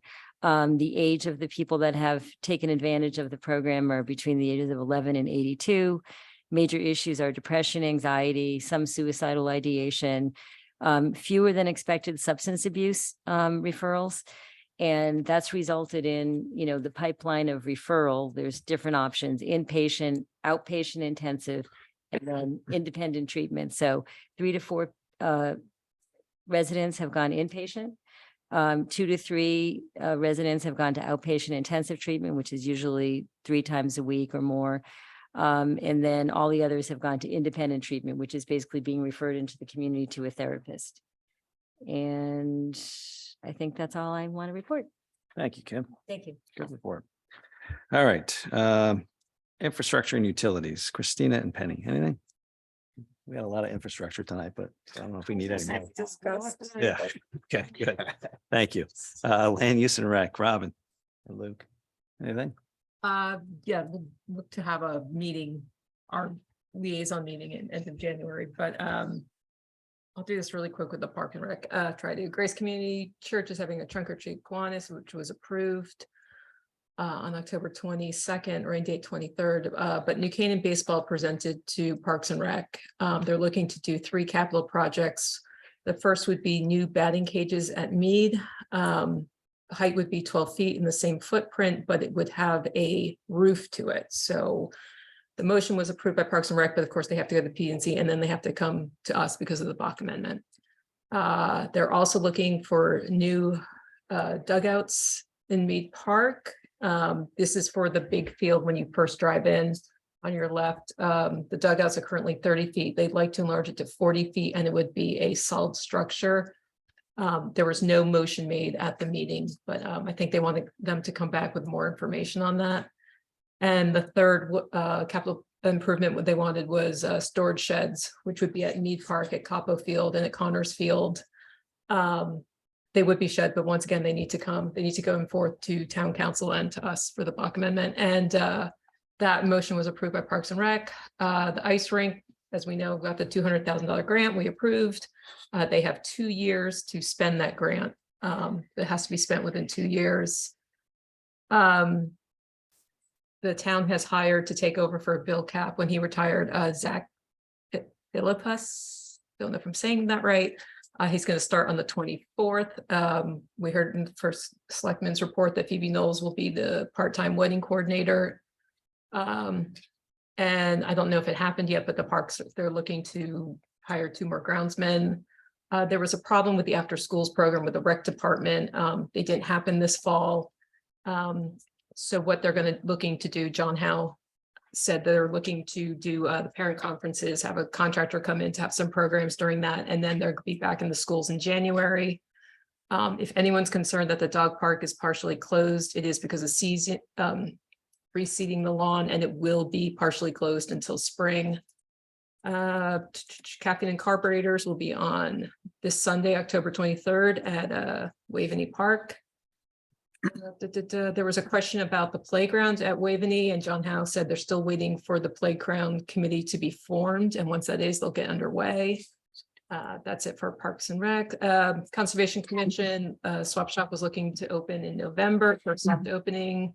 Food scraps averaging 1,000 pounds a week. Tiger would like to get up to 1,500. There was this update on solar power in town. There's currently 10 systems in place, which would save the town about $6.3 million over 25 years, according to Tiger, which is the life of the solar equipment. The police department building committee is looking at the possibility of solar in the police department. Tiger said they're looking at the possibility of putting solar on the playhouse, which would feed the town hall annex. There was a question regarding parking on Old Stamford Road for Bristow. Tiger says he was working with the DOT regarding the encroachment. And oh, and the last thing was that Chairman Chris Shipper said that the McCain Land Trust is in discussions with a neighbor at the Watson Symington Preserve to donate 2 parcels and sell 1 parcel to Land Trust. So it would be 7.2 acres at a cost of around $120,000 per acre for acquisition purposes. Land Trust is working on its financing options and fundraising options, including applying for state grants. Motion was made to use some of the land acquisition fund to support purchasing acreage to join the Watson Symington property, to make a motion for it to then go to the next bodies. Wow. And then pass unanimously. What's it? That was 7 acres? So in total, 7.2 acres. He said it was 2 parcels and then 1 parcel that would be 2 parcels would be donated, 1 would be sold. But then he said it was around, the total would be around 125,000 per acre. So I don't know the exact. That's amazing. If they would join, that's such a great property over there. That'd be amazing. Thank you. All right. Steve, can I add? Yep. Go ahead, Maria. This is just a comment, Robin, if you could carry it back to Parks and Rec. A few people wrote to me saying that the cost of basketball at the Y went up like 30%. Yeah, so Jack and the Land just did, I didn't have any notes, didn't think it. He did present to public comments at the end of the Parks and Rec meeting. And so he was asking the Recreation Department if they could look into creating a league for residents, children K through 4th grade. Because I think he said the Y was about now like over $500 for doing that. For non-members, just to be clear. I think it was non-member, yeah. Right, non-members So- per child, so then it Still gets expensive. for He was members. bringing up how other towns have leagues, so the rec department said they would start looking into it. Okay. But there was nothing said, that was said at the end of comments. So of the they're meeting. aware of it. So they're aware of it now and they're looking into it. Robin, is there any opportunity to have the families that are that can't afford it be subsidized, or to give scholarships to the kids for sports? They do now. Through These what? are YMCA. This is Well, the part YMCA. of it is just YMCA, but we're out of some- whack with other, I mean, people are going to Darien because it's a lot cheaper and it's really weird. I mean, I'm one of the people that. Yeah, the Darien Y. It's bizarre. It's, I shouldn't say that. I don't know why it is, and we should understand it better. I apologize. I will reframe. Go above the line. I'm gonna rephrase. I'm gonna rephrase. It's just curious. People are just wondering. I'm one of those people, and it is more expensive for non-members, but it's still expensive even for members. And I think there should be maybe an alternative. Yeah, so Giacomo brought that up at the meeting, and from what I understood from what I've watched the meeting actually on YouTube, is that it's going to be now brought up. It's been brought to the attention of Parks and Rec, and now they're going to discuss it at the next meeting. Great. But it was new to them, and the information was given, so it's from watching the meeting, it will be maybe on the next agenda. That's great. So just to be clear, Robin, are you saying that the YMCA fees were higher than average? Yes. Or the towns? The town doesn't have a league. No, not those leagues, the other sports fees that the town is charging. Are they also, have they been raised? There isn't a league that the town, it all goes through the Y. So No, this is just to That's not clarify, just there was an issue about Y ball, in particular basketball, the basketball league that the YMCA runs, the fees for that escalated this year, particularly for non-members. And so what Mr. Landy was proposing was that the town rec department run a separate league for K through fourth graders. That would be more affordable. but that's K through 4. There's still 5 through, there's still, I Yeah. mean, there's more need. But if you're talking about just other leagues in general, I'll look into it. I don't know. Okay. Like, I don't even know if the rec department has a youth soccer league anymore. I don't know. I just don't know if that tied in with Health and Human Services and giving aid to families because certain sports were increasing in cost. Right. Where does that align? It has been the rec department's philosophy forever. If students need a scholarship, they are to, go to the. Steve Banko was always like, let these kids We do play. it at we do it all the programs. Okay. No matter what, let them play. But that's the problem we've always had with basketball, and that's the one's court. It's like space. almost like ice hockey is you need court time. And Mm-hmm. when it comes to court time, you're competing against a lot of different entities. And especially, we've got a lot of basketball courts in town, but I think during seasons, they're really using them. I mean, but That might don't be, know. I mean, That's yeah, all maybe, yeah. the that's above my pay grade. Yeah. But you've got janitorial costs and all that stuff that always comes up, security costs in schools. I mean, that's a whole nother ballgame. So sorry for the pun. All right. Still $500 is a lot of money. Yeah. For even people, I mean, it's making people not be able to afford it or Yes, go to well, other and that's towns. a problem. All right, moving on, public safety, Rita, Mike. Mike's still out there. Mike, thanks for hanging in there. Sounds exciting at home, I'm sure. Yeah, well, I just got my dog barking. I don't know if you can hear. It's muted again. It doesn't And I work. don't have an update, so he's No update, talk. no update. All right, good. We'll move on. So last thing, Beautiful. so the last item is just that New Canaan Library project. I know we had the update tonight and Bob touched on it, but I want to make sure everybody understands that Maple Street, they're talking about shutting Maple Street down and working with the town because there's 2 sides of the sidewalk. One side's the library's responsibility, the other side's the town. So they're gonna have to shut that, the whole throughway off there. They did open up the other entrance though into the Center Street lot, which is a 2-lane road basically that goes onto South Avenue. So just so everybody understands that that's happening. But sometime within the next couple of weeks, and it'll be closed through probably Thanksgiving, they say. Because they want to get that done and paved before the asphalt plant's closed. And then the other thing that came up was the cemetery and the water line going through there. Believe it or not, the library has all of their soil stored over in that direct line of that aquarium pipe that's going to go through. So they actually have to take diggers over there and move all the earth. And they're going to have to move it from one side of the cemetery to the other to let this line go. What through. So cemetery? it's another Thank you. another How can you beautiful. disturb the cemetery? I No, guess they have it's- where you see all the It's all the right off of, construction equipment there. That's the cemetery property. It's not Main. like gravestones. Oh, I mean, it's- thank you. it's- Yeah. Thank you for Yes, clarifying, because that makes was, the picture clearer. Moving So- bodies. no, I over. drove by there today and I was wondering if they were just making more room or what that was. And the amazing Thank thing you. is this pipeline actually mirrors Millport. So it actually goes right parallel with Millport. It's just Yep. taking a little bit of a shortcut through the cemetery property out the other side Okay, to. But they're not to get up. disturbing get- anyone. No, they're not. That we know. disturbing Okay, anyone. Sorry. good. Thank you. That's That would be a problem. and that's it. That was the only other points. And Mabel. anything else? Motion to adjourn. Second. Second, all in favor? Aye. Thank you very much. That was. Mike, thank you. Thank you, Kevin. It couldn't be No, I one. got one here.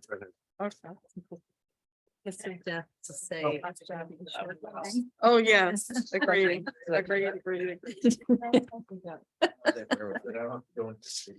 That was a very good comment on selling. I wish I hadn't said it. I think I said it. I was like, Can I? No, she said it and I was, Sell, re- sell, when I was, sell, I sell. was reinforcing it. And then after I said it, I'm like, that doesn't sound right. And then you said it and I'm like, that's 100%. You were spot on. I agreed. I meant like sell it like. Oh, I'm in no rush. I need to stop.